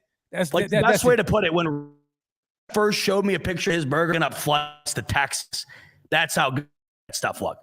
I mean, these burgers are right down the road from me, and I could care. Hey, kudos to those that have tasted it. And if anybody's at camp, if you guys can sneak a turkey burger somehow, some way, if you're a staff member, bring a turkey burger out to somebody. Find somebody that's out there that's got a BF shirt, hand them that turkey burger, and let them be the judge, and then they'll bring it back to us and say, "Guys, you guys are tripping. This thing's amazing." I think Evans is going to camp. I don't know if he's got access to St. John Fisher or not, but Evans is going to camp, if I'm not mistaken. Evan, send him find there. a way. Let him figure it out. Zach's a graduate over there. Zach, go and talk to your people. Right here. Get you in. It's not St. John College anymore. It's St. John University. Put some respect on them now. Yep. You know what I'm saying? You show up with your bow tie and ask for a turkey burger, and let's see what they say. I do want to preface this. I have been told that the Fisher Dining Hall is elite. So I will say that I've heard great things, but visually, I can only base it off of what I'm seeing right now. That's all I got to stand on right now. I mean, all they have to do is I'm out. If St. John, you're telling me you're waiting 3 years for something, boys. I mean, that better be. I mean, that's got to be something. You know. Listen, Scott Harrington says our producer Evan is going to be there on the 2nd, so Evan's just going to have to find a way to make it I'm looking forward to that the most. I don't care what happens on the field. I need Evan's taste stats, and I need that now. So speaking of things that were a bit unorthodox, including the turkey burgers, perhaps my favorite moment of the weekend in regard to Josh Allen was his interview with Peter King. Now, I have spoken about Peter King plenty of times. Peter King is the GOAT when it comes to pro football writing. He's been doing it for 4 times the amount of time I've been alive. Peter King is as good as it gets. But Peter King had a moment, and I know what this feels like, is if you remember my video of me and Reed Ferguson where I reached out to fist bump him and I was left on ice. I know what this feels like. Everybody knows what this feels like. But it's not often you leave Josh Allen hanging. I want you guys to check this out. This is an infamous moment for over the weekend here. Josh Allen being interviewed by Peter King. Everybody's, but I try to. Josh Allen, have a great year. Thanks a lot. Appreciate you. Oh. NBC Sports, Bills Camp. This is Peter King. Poor Pete. Poor Pete. Look at him. He didn't have a clue. Oh, I got to run that back. Look at this. Yeah. Josh going to make some noise. Watch. For NBC Sports, Bills Camp. This is Peter King. Yo, That's funny. He's like, yo, He did that just happen? He never knew. He didn't know the whole time. He had no man. clue. You know what it was for me? It was the for me. Yeah, that got me. Oh my man. God. I mean, like how did you not see it? Listen, man. Peter King was just so like, just messing with right? He would start. It was like you and me. It was like you and me with the stunt double, man. You don't know what to do with yourself. Unreal. Man, that was hilarious, man. What's Scotty saying here, Rev? Talk to me real quick, Scotty. As I'm wiping the cry tears off of I know, no kidding. That was great. Man. All right, so yo, Scott comes in, super chat. Appreciate you, Scott. Yo, 2 questions. Do you think they'll get Jordan Poyer's contract done before the season starts? And second, do you think Trey White will be ready for the start of the season? He says he still has a schedule. Man. All right, so we just touched on that, but Poyer's contract, I think, guys, that it's going to get done before the start. If of the it's season. going to get done, it's going to be before the season. 100%. Yeah, it has to. Right. Once season starts, it's a wrap. We're not going to talk about negotiations or anything like that. Secondly, about his second point about Trey White. Well, according to the Thigh Doc, there's a likelihood that he's not going to be ready for week 1 at 100%. If you want him 90% Trey, he might be available during week 1, but then you run the risk of him re-injuring himself. And is it worth the risk considering the expectations on this team and how much you need him for the long haul? So yeah, Trey White, if he's ready to week 1, 100%, fine. That's great. But if not, I want a fully healthy Trey. Yeah, that did kind of strike me like Biden falling off the wagon. But the thing is, like, man, I've been there.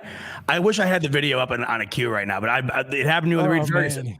I go with the fist bump, but the thing is, Josh handled it so cool where he's holding it there with me. I put the fist bump on, and I'm like pretending like I didn't do it, pretending like I didn't put the fist out, like looking around, like you just make it more awkward. For me, it was the way Peter King was just looking at Josh. Josh Allen is 6'5". We saw how big he was, and Peter King was just in awe. And then the old turn the shoulder and block that handshake. Oh, how do you miss that big mitt, man? I don't know how you miss that big mitt. Sometimes, man, you're trying to just get in and get out. You know what I'm saying? You don't want to waste the elite man's time. You're trying to get in, get out. Well, guess what? You got a Kodak moment right there. All right, that's funny, man. That's so funny. As we progress into the show here, and this is something that I've been waiting for Rico to come back for, and luckily the training camp started, so it sparked this idea into my mind again. But with training camp comes autograph season.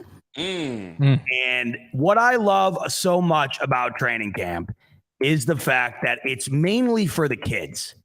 If you're a kid, and I know this was like me when I was a kid growing up near St. John Fisher for the training camp, it is like nothing like it. And I can see Rico right behind him, and he knows I was with him. We got a little piece of that action. It feels good. We walked away from Wester with a little signed memorabilia from JA, and it felt good. But, we weren't out there asking for it. We were the folks over at Wester were kind enough to give it to us. Great. I don't think you would see Rico and I batting down the doors and try to get autographs. And we've seen that. I'm going to touch on that in a second. But what I do like very much about the preseason setup is that it's very kid-oriented, and oftentimes these players, especially Bills Mafia, or those who play for Bills Mafia, they get it. They know.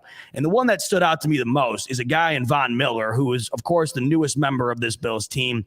He's a vet. And I think that the way you handle yourself early on here, especially, I know there was things circulating around Von Miller and his desire to be in Buffalo or not, but I shot that down, and Rev and I talked about this. I thought it had nothing to do with, his personal, attributes or the way he is as a person. I think he wants to be in Buffalo, of course, and he's embracing the city of Buffalo. And I thought this moment in particular stood out. Of all the guys going around signing autographs over the weekend, here's Von Miller, and he's greeting a kid. And I want you to look at the kid's face here. This is an utter sign of just absolute pure joy delivered by the newest Bills member, Von Miller.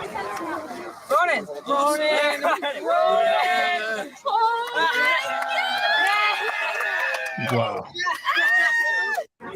I mean, we're talking about a moment, man. That kid's never gonna forget. Watch his face. was dope. So cool. That's and awesome, I just man. thought, you know, Yeah. of all the guys to go and do that, and a lot of players were, I thought it was really cool to see Von Miller get right after it in the first practice and go embrace Bills Mafia the way he did. I have a question for you guys. Yeah. You guys are celebrities. You're an athlete, you're a singer, you're a country rock star, you're an actor, actress, whatever you are. Is it your obligation to sign and handshake your fans anywhere you go? Right. Let me preface this with this next video, and then I'm going to give you my answer because I was waiting for you. We could talk about this because this is right up the alley of a lot of things that we talk about that we agree on with the jersey wearing and stuff. This guy right here.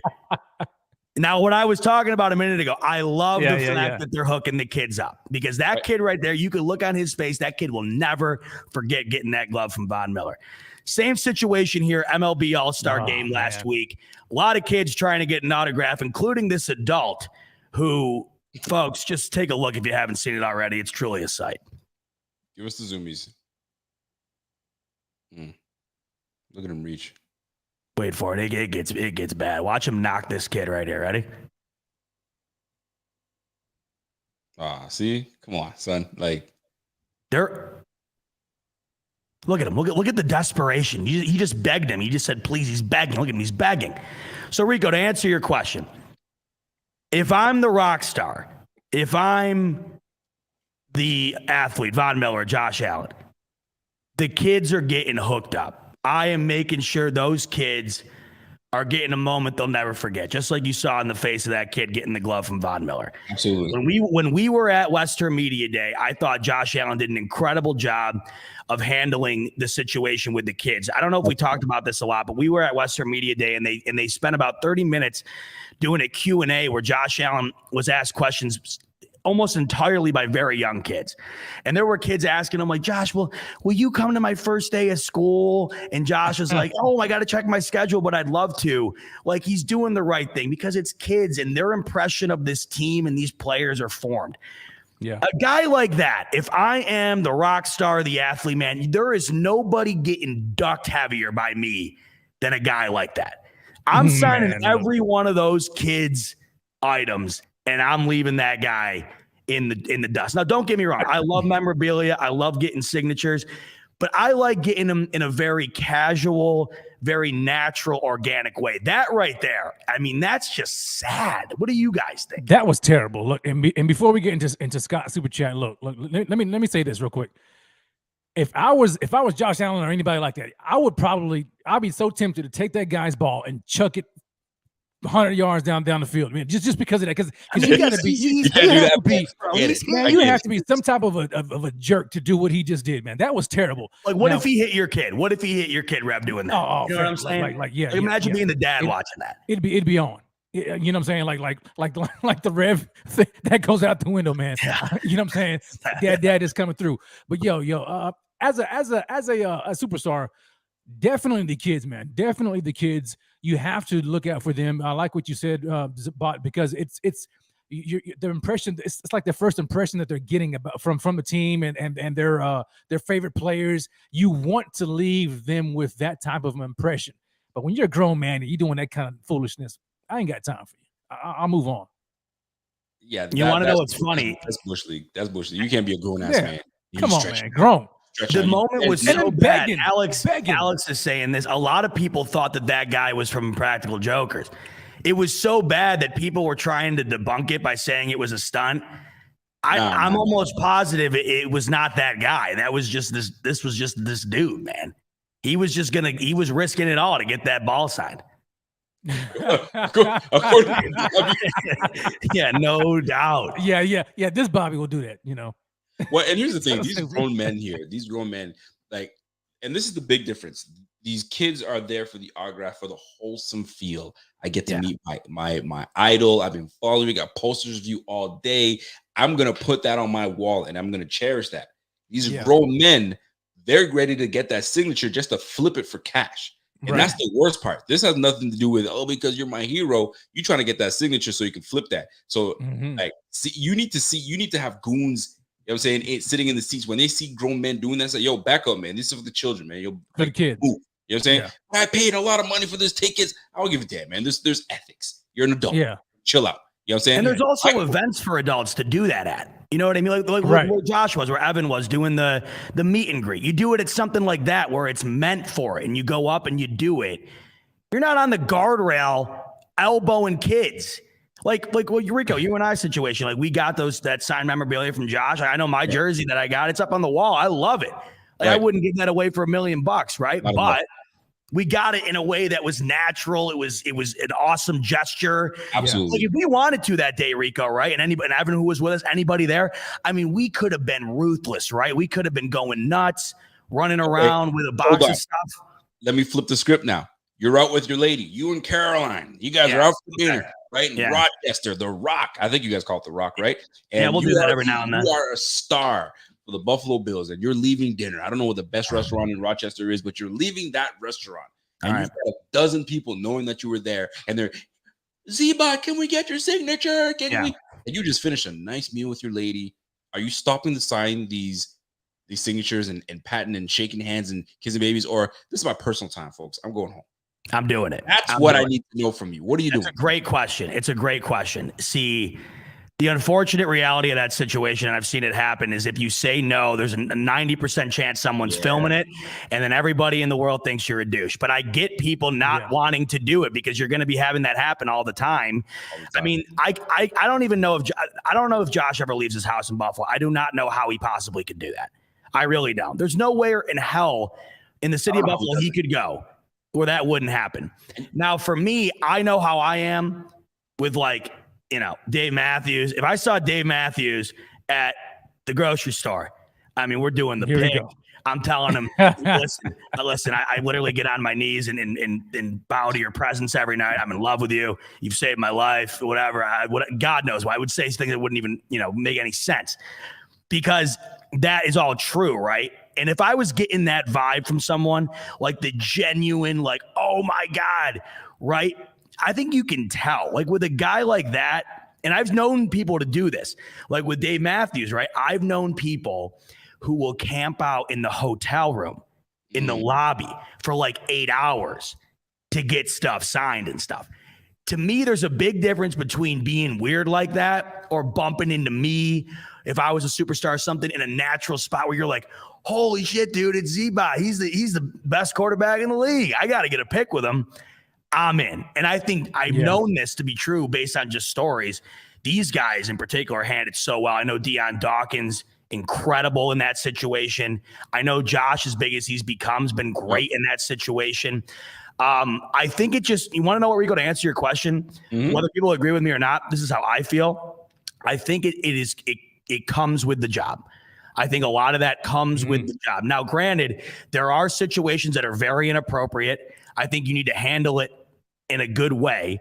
I'm not saying you go up to someone while they're eating or whatever, but if they're walking out and you're really cool about it, I would have no problem with it. But there are people who I think do make it worse for everyone. But I do get it. It's a very interesting debate because for sure. And the reason I asked that question because like celebrities, you'll see them randomly and like you're like, what are the odds that I can see this guy? This is my only moment. I got to do it. But there's something called reading the room. If he's with his family, it's like, okay, let me back off. And I'll give you an example. And D-Nick, I'm about to say something because my brother-in-law, I guess my wife's cousin came down to visit us, and he's here right now. And we're like, hey man, go get your rental. And as he's on the rental in downtown Halifax, is the boardwalk. Go and hang out at the boardwalk. Sidney Crosby is from Nova Scotia, and who does he see walking down the boardwalk? Is Sidney Crosby. No kidding. What are the odds of seeing Sidney Crosby? Wow. I asked, did you go up to him? He's like, I respected it. And that's what most times people will say, you know what? The fact that I was able to see him, pretty cool. Yeah. I don't need to get the autograph and all that good stuff. But I had to ask that question because it's a tricky situation. Michael Jordan will see a whole bunch of kids, and there's a whole meme saying, he just did it recently. Kids. I ain't signing shit. Yeah.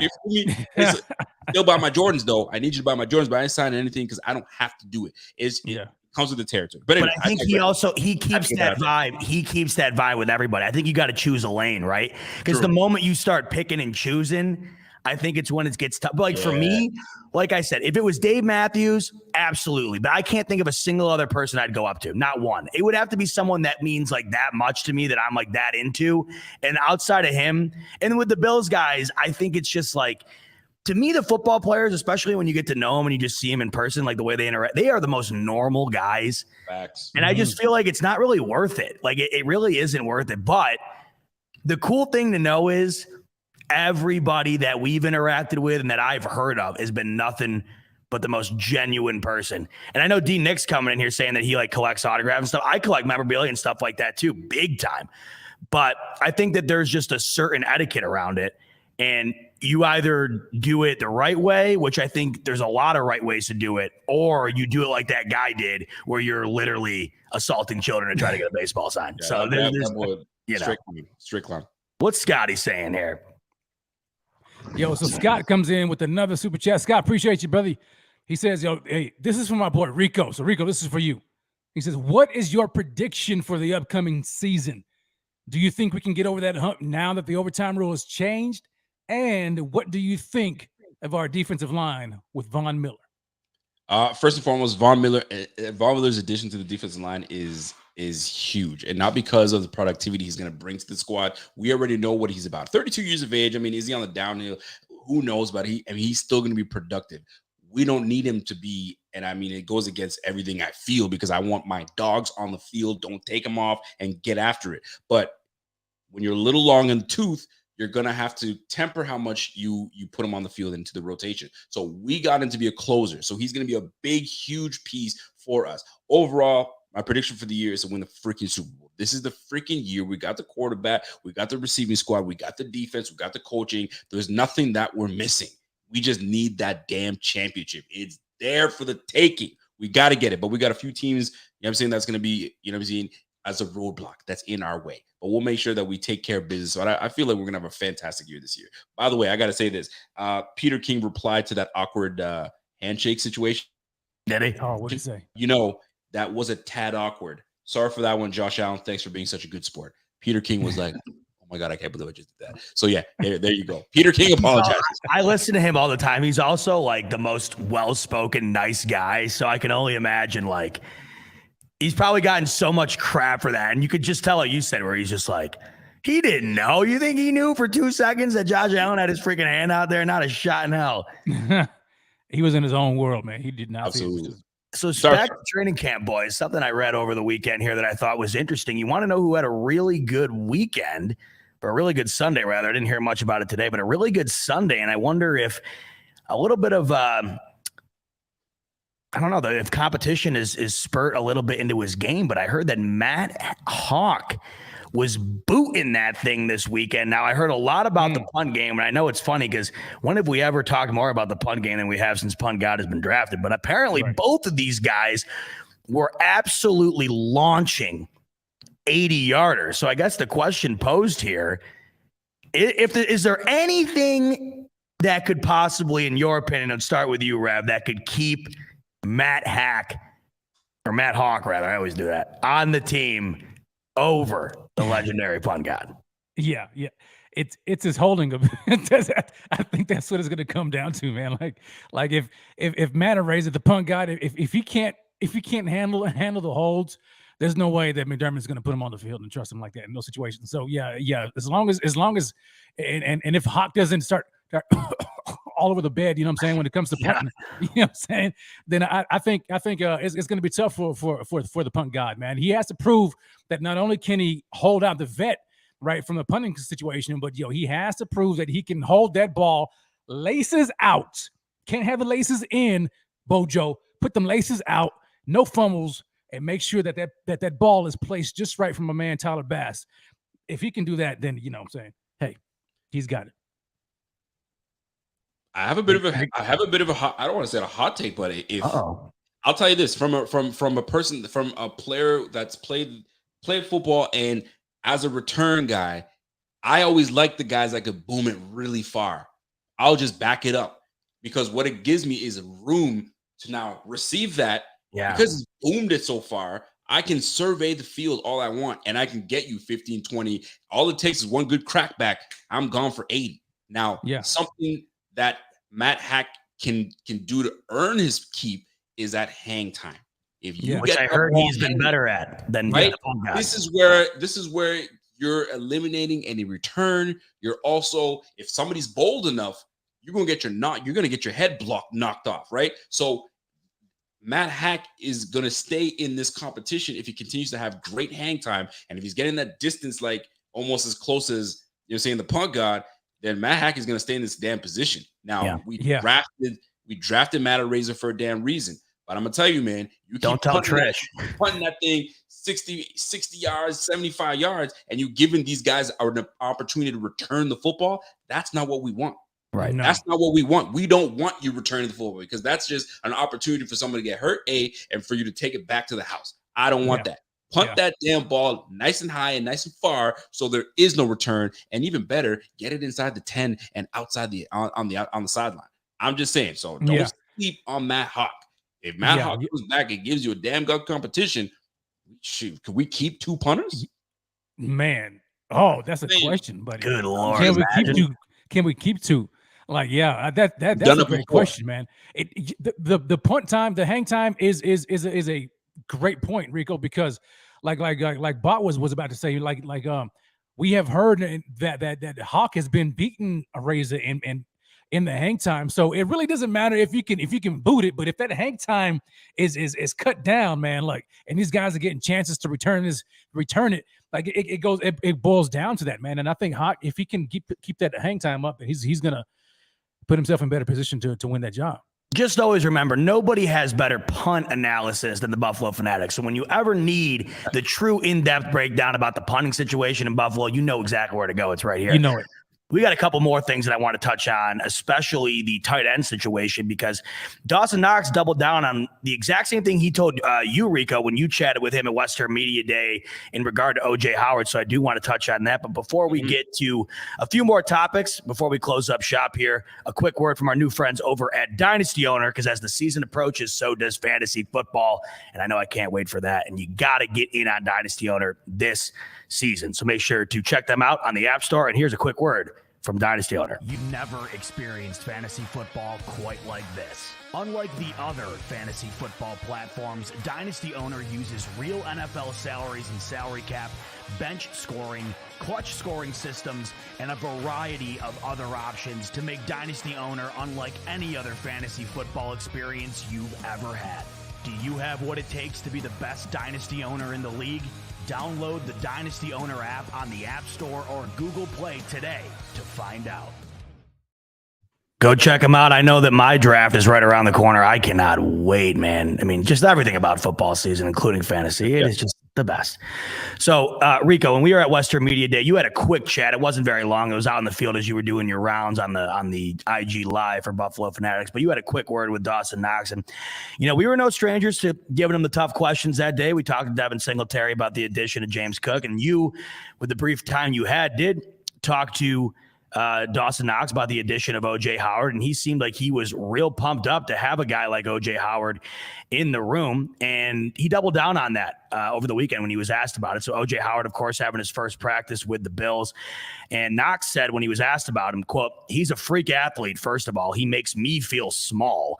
Howard's 6'6", 250, so understandable because he is a beast, but we've stood next to Dawson Knox. He's no tiny guy himself. So that goes to show you. But Knox would go on to say, quote, "Just having another weapon like that is going to make us that much harder to stop.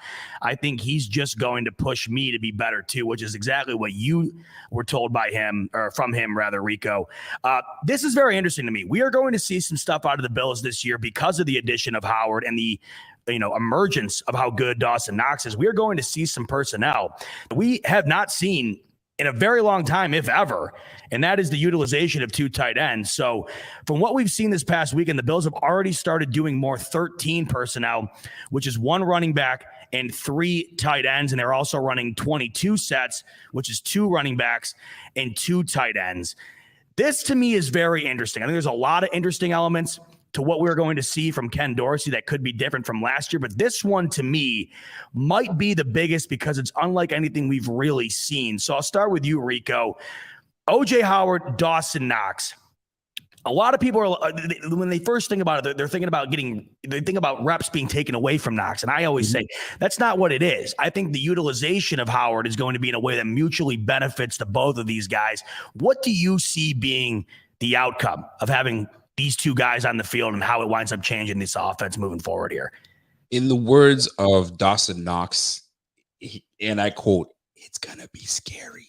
Those were his words. He said. Yeah, that's right. Those were his words.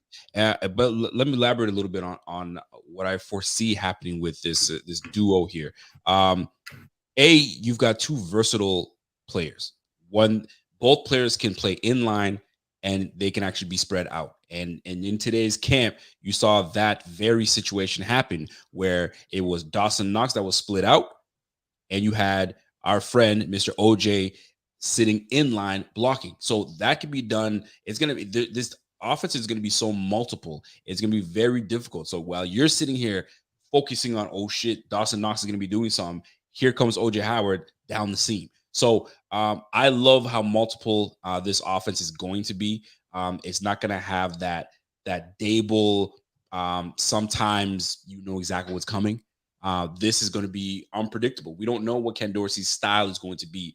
And the fact that we got Brady from the Panthers on the squad right now, I think it's Joe Brady. So this will be very interesting. I think we're going to be a little more run-oriented or more, I would say, more balanced offense this year. And I'm looking forward to it because you'll never know what's coming your way.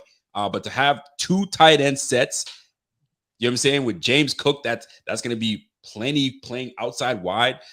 Devin Singletary is going to be going into his fourth year and looking to have a solid year.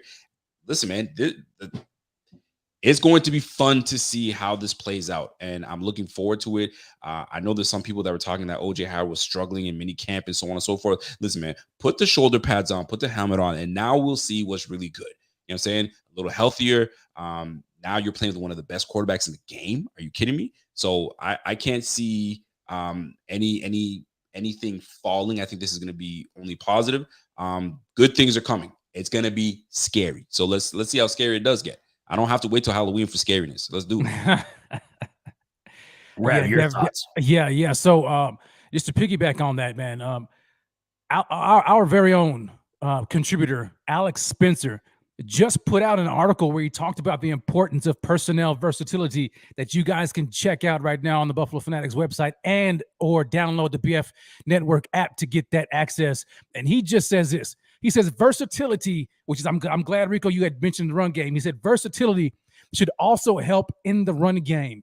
The ability to come out in 13 personnel with Gabe Davis, who is our best blocking wide receiver, Reggie Gillum, OJ Howard, Dawson Knox, and James Cook leaves a ton of options on the table. The priority should be to pass the ball, but if you catch a team consistently inviting the run against a heavier package, you should make them pay. At the end of the day, what this does, adding OJ and Howard to the fold, it just makes us extremely versatile.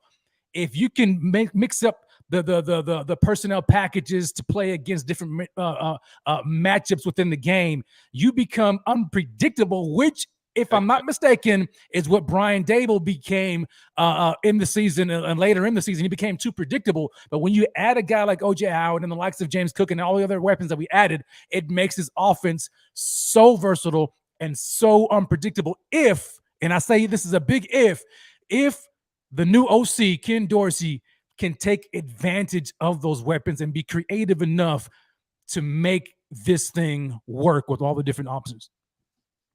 It's got me excited.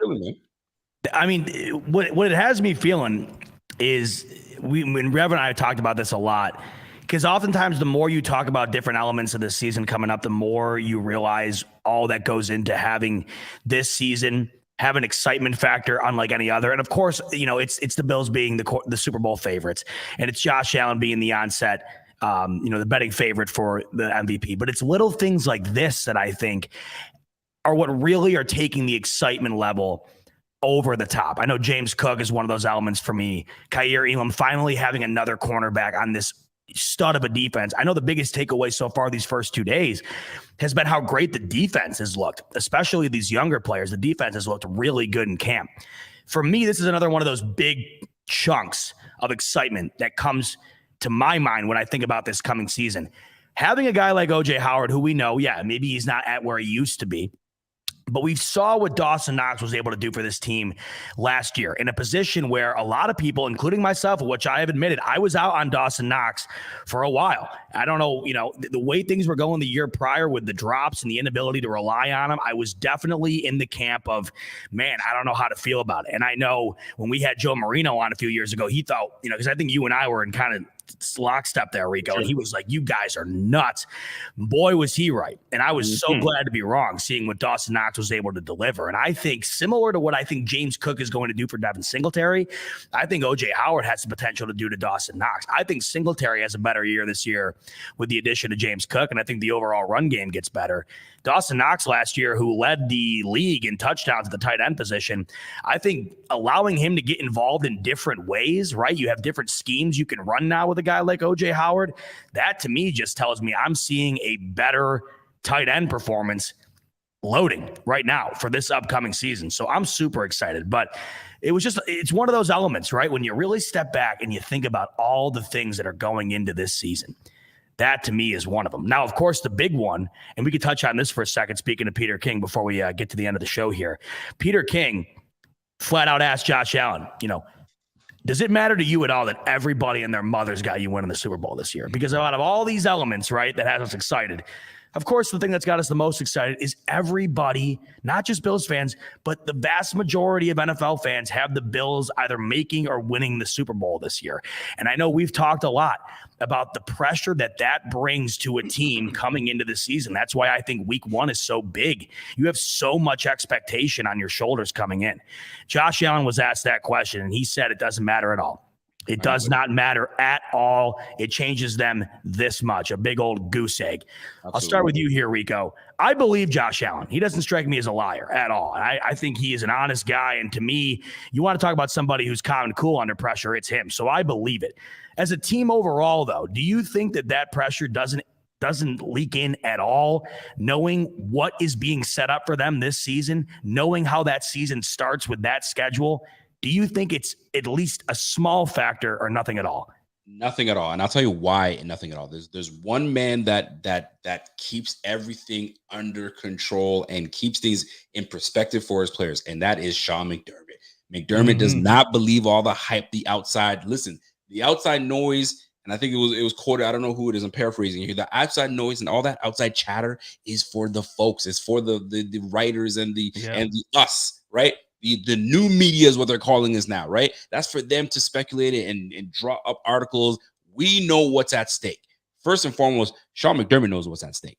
You've been out. Let me tip my cap a little bit. You've been out coached by Mr. Andy Reid. Yes. Now, you know what I'm saying? When the games really count, right? Management issues, clock management, and communication issues, it falls on someone. And that's the head coach, right? He's got to take it. Now, whether you can blame here and blame there, it doesn't matter. We took the L to the Chiefs once again when it really matters. So Coach McDermott is going to keep these guys in line, especially his coaching staff, to make sure we don't believe the hype. One game at a time. You know the cliche stuff, right? One game at a time, one quarter at a time, yada, yada, yada. But these guys are not phased whatsoever. They know what's at stake. And when you've been to AFC Championship game, you lost in the division round, you've now tasted the playoffs multiple times. You're not trying to lose again. And pretty much got everybody back, and you want to lose again? No, sir-ree, Bob. This is the year that you get over the freaking hump and you get to raise that damn Lombardi. So me, Scott, Rev, you know what I'm saying, Pierre, Bobby can go all the Buffalo, and we can sing and dance in the parade, and we can say, you know what, the Bills got one Lombardi. We got a championship before we close our eyes for good. Let's go. Rev, I know you got something on this. I know this is your, I mean, this is where your bread and butter gets made, right? Man, look, man, you're gonna get me started. Man, you're gonna get me started. Look, it is not gonna change Josh Allen's viewpoint or the team's viewpoint at all, man. These guys are locked and loaded. Do you not think for 1 second that they don't remember what happened last year? Do you not think for 1 second that they don't remember what happened the year prior? These guys are gonna sit here and do the whole media talk, the whole pro talk. No, this doesn't matter. But deep down on the inside, man, these guys are burning. They're burning to get back on the field. They listen to the hype. The hype means nothing, but you better believe it. They want redemption. They want redemption. They missed an opportunity last year. Whoever you want to blame it. They're not going to say anything, but we know who we think the blame belongs to. But nevertheless, these guys are going to come back this season ready to go, locked and loaded, because there's only one goal at hand. Only one. And that is to win it all. Everything else means absolutely nothing but hoisting that trophy, which I believe is going to happen this year. Let's get it, baby. I think we need to find a way this year. Every week you need to do that, but just based on that week's game. So you have to have that same energy, the same everything, and just a minute. And then we need to put that out every week. Because I remember when I had that jacket that I posted a picture and we didn't lose for like 6 straight weeks. Yes, that to me might be it. We cannot lose if Rev is putting out those sermons like that. I absolutely love it. I got you, man. I love it. Well, hey, folks, we've been floating around 200 plus live all night, which is absolutely amazing. We're approaching a 2-hour mark here, so we're going to get wrapping it up shortly. But before we do, I wanted to bring in Evan, who's behind the scenes right now doing a terrific job doing the producing tonight, because Evan is going to be going to the training camp himself 3 different times next week. He's going to be on fire. So I'm going to bring in Evan now, and I wanted to ask Evan, and all of us can ask him as well, Evan, overall, when you're approaching the training camp next week, for you're walking in there, what is the 1 or 2 things, maybe more, that you are really looking to see from training camp to kind of give you a better read on how the season's going to be? Well, realistically, by the time I get to training camp, the pads might be on. Our guys are going to be more conditioned. They're going to be in a spot where they're going to be playing more physical with one another. They're going to be, in more to that preseason type of mood. As of right now, they're just, getting back into the swing of things. Like, you notice that Josh Allen is a little rusty. He's not 100%. You see guys like Stephon Diggs are strong. Like, we know he's going to be strong, but like Josh Allen's a quarterback. It's going to take him a little time to get into the swing of things. So, by the time August 2nd, 4th, and 5th comes around, August 5th is going to be, the blue versus red scrimmage. I'm going to be looking for our pass rush showing up. I want to see Von Miller get to Josh Allen. Like, I don't want to see Josh get hurt, but I would love to see Von Miller knock Josh down. Like, I want to see Von get into the swing of things. I want to see our young corners take that step and look like they can take over for Tredavious White while he's gone. Like, people don't realize, like, we don't have Levi Wallace here anymore. We don't have that sturdy veteran corner that we, had over the last few years here. Now we have, Kaiir Elam, a rookie. We have Cam Lewis, Dane Jackson, who's a nice player, but can he step into that CB1 role? That's right. I want to see more consistency out of the running backs. I want to see Devin Singletary continue what he did at the end of last year. I want to see James Cook be an X factor right out the gate. I'd like to see Ed Oliver take that next step. I want to see a lot of the players that are on the brink of becoming superstars take that next step. Whether that's Ed Oliver, Tremaine Edmonds, etc. Like Spencer Brown. I like, when Spencer Brown comes back, I want to see him take a step up, because I think that'd be very, substantial to have not only Deion Dawkins, who's a borderline elite left tackle in the league, NFL, but to have Spencer Brown, who, is more of a raw prospect, but showed flashes of being, a good, sustainable right tackle in this league.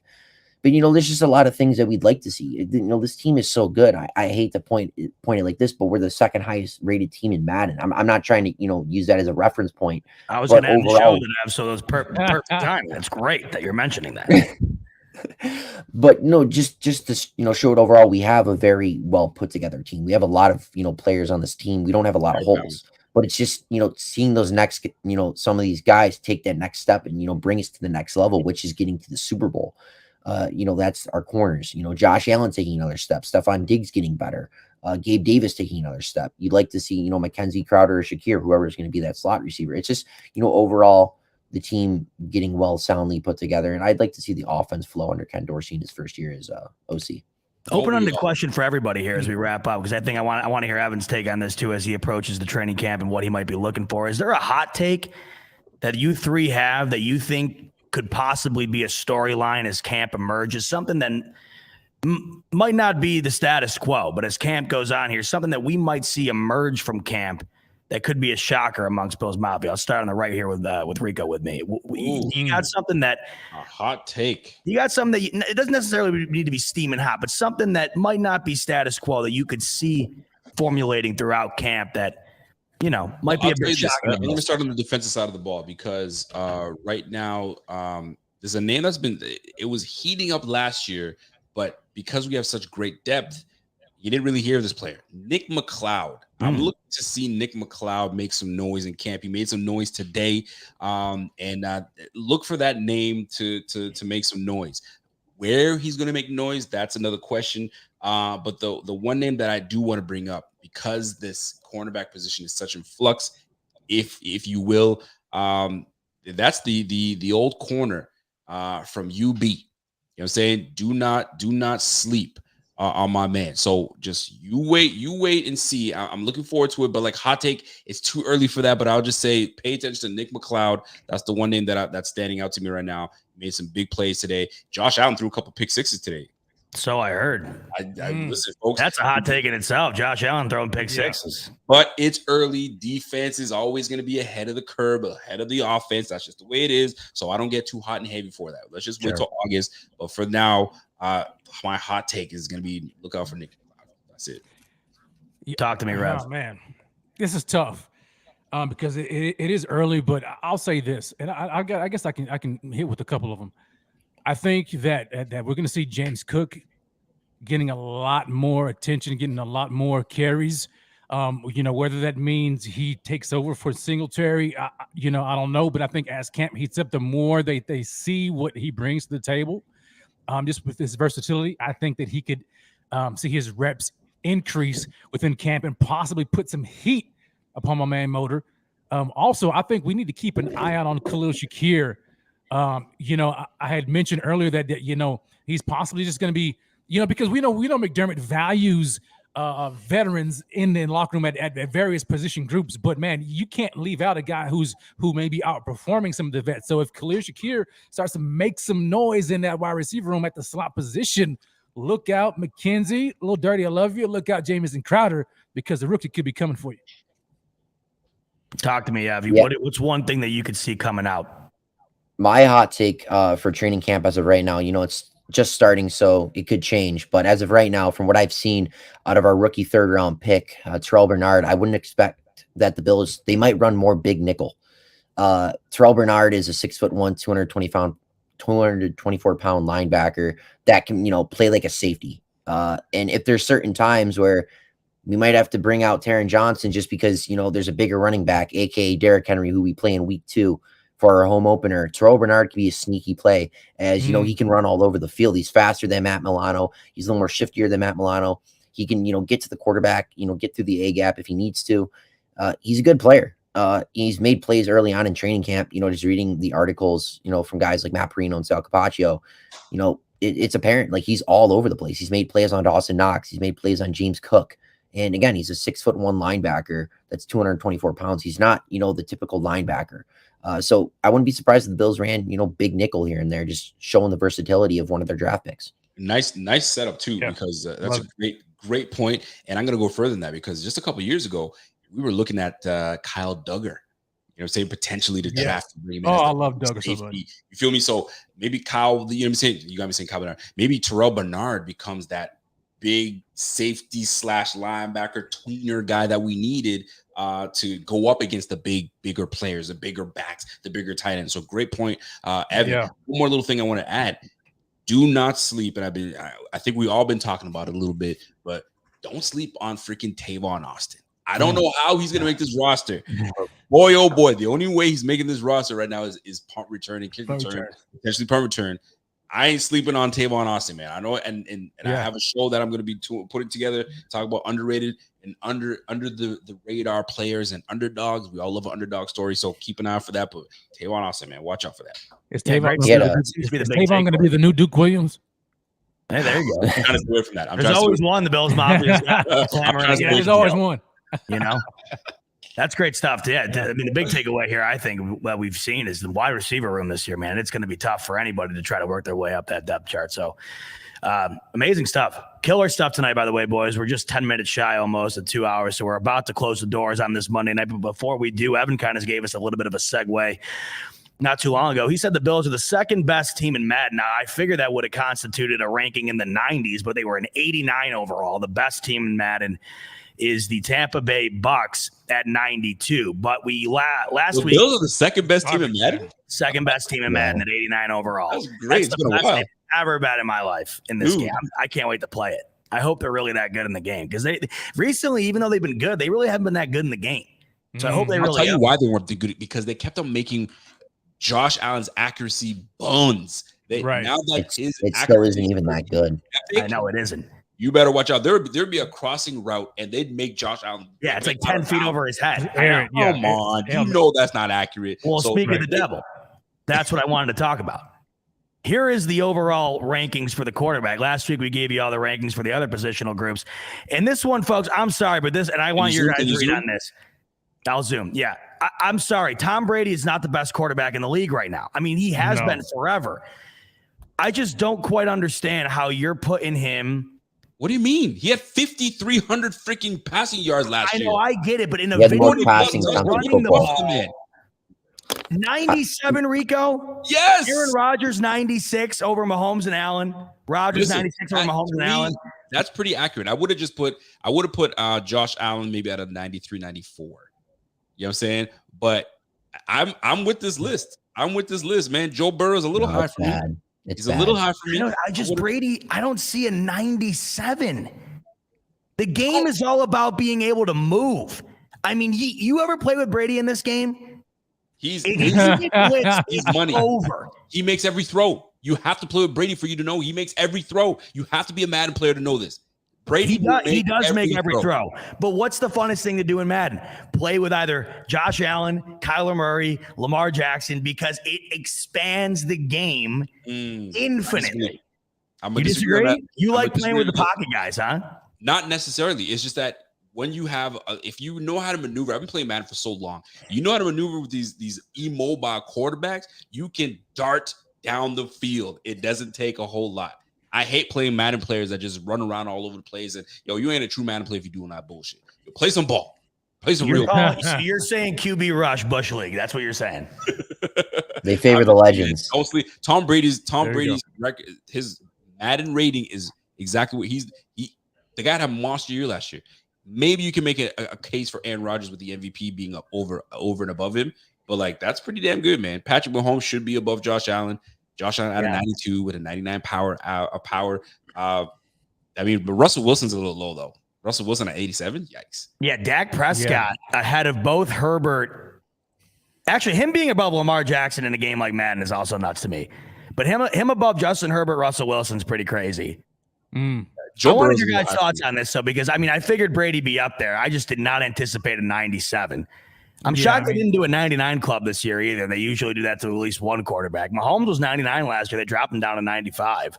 But this is the highest Allen's ever been. I don't have anything against the top four. I think that's fine. I think the top four needs to be rearranged. How would you rearrange it? Yeah, how would you do it? Don't be biased. All right, realistically, no, I'm not gonna be biased. I'm gonna have Mahomes at 1, Rodgers 2, Allen 3, Brady 4, Herbert 5. Herbert over Dak Prescott, Justin Herbert. Yeah. Well, Herbert should be over Prescott. He should be over Prescott. Yeah. I'd have Mahomes and Rodgers a 99 or a 98, whatever you want to put it. I'd have Allen at like a 95, 96, Brady at a 94, and Herbert probably at like a 90. See, that's the other problem I have with the Brady thing, because them at 97, they didn't want to put anybody ahead of them. Like, Allen is better than a 92. I think Mahomes is better than a 95. Like, I don't know how they arrived at the 92, but they didn't want to give Brady the 99. There's a debate for me. There's a debate for me for Rodgers over Brady, because he gives you more. Rodgers should be over Brady, in my opinion. I think. He gives you more in the run game. Brady had a monster year. People don't realize he did. He definitely did. He did. Yeah, with 102.1 passer rating. I mean, I guess maybe I'm just still shell shocked to see a graphic in 23 pop up where he is at a 90. I mean, maybe that's just what it all comes down to. I don't know. Brady, 5,300 yards, 43 touchdowns, 12 interceptions with a 102 rating. Dude, what are you going to put him a third, fourth best quarterback for Madden purposes? Yeah, but he also had the most passing attempts in football in a pass-heavy orientated offense. Like, his numbers are going to be like a little more inflated than other guys. Like, compared to guy was 4,600 yards. Sorry, who was the next guy? I forget. I can't even. I just closed my page. Anyway. I think the ratings are right. The only thing that I have a big issue with is Deshaun Watson at a rating of 84. That's just hate. Oh, I didn't even see that. Is that true? They gave him a rating of 84. I was like, wait a minute, where's Deshaun Watson? He should be there. Really? Anybody and their mama ask you a top 10 quarterback list right now, based on football alone, forget about the outside noise, football alone, he's a top 10 quarterback. But you got this. I didn't see that. His rating is 84. Dak Prescott is egregiously high on this. Ridiculous. But I know the way the Madden works. They'll give you your rating, your overall rating to drop, but like your accuracy and your throw power, that doesn't change too much. Awareness may change a little bit, but like 84, egregious. I don't agree with that. They update it throughout the year now, so we'll see what happens.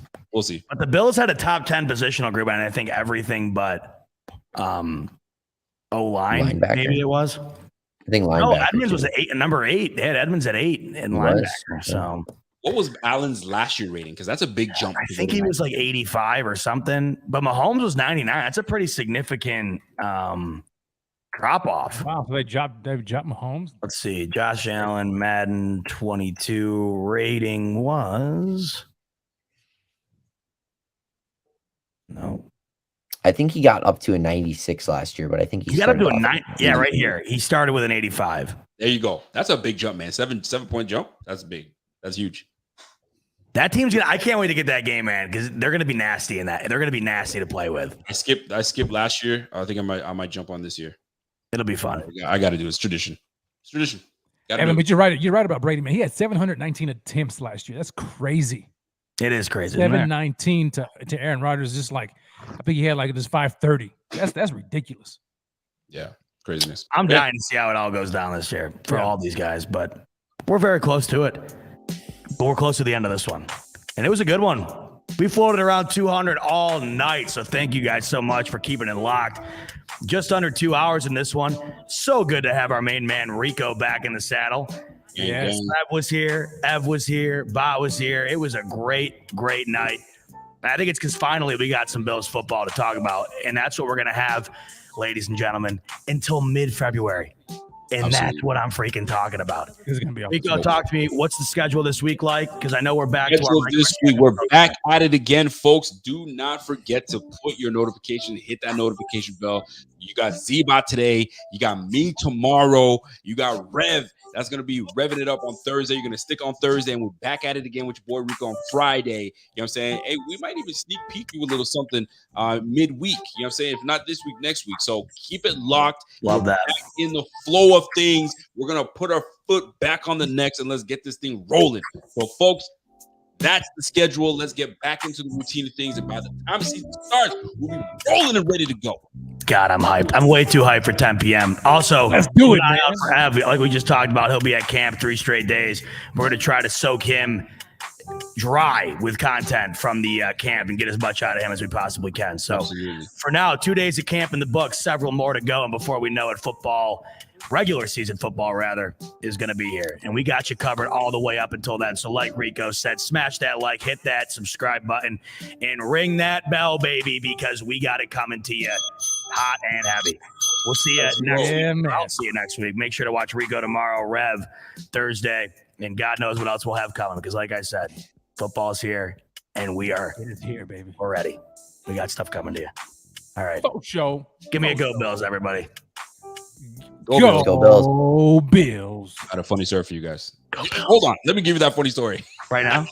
Put them back. I had a Go Bills moment. Taking the music and I wanted to tell you guys that. I took the kids to the park, right? And we're swimming.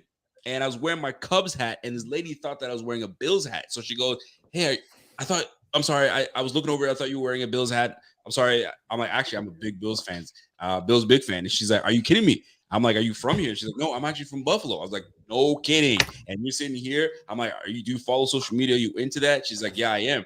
I'm like, do you follow the Buffalo Fanatics? She's like, yeah. I was like, here we are. She's like, no way. Anyway, we start chopping it up. She's leaving. Then she yells, go Bills. I cringed. I was like, no, I didn't think this opportunity was going to come, and now I have to do it. So I yelled back at go Bills. I was like, woo! Hey, everybody, give a virtual clap for Rico. Yeah, Rico did it, man. Bills fans do. He says go Bills. There you go. Cringe. Look at you go, Rico. All in the same year. You got the blue cheese under your belt. Man. You're saying go Bills. You are finally converting. You are finally converting. I'm proud of you, brother. I'm proud of you. I felt off saying it, but part of me was like, it wasn't so bad. It wasn't so bad. There you go. With that said, every time you see Rico, no matter what, make sure to give him a go Bills. You got to give it to him.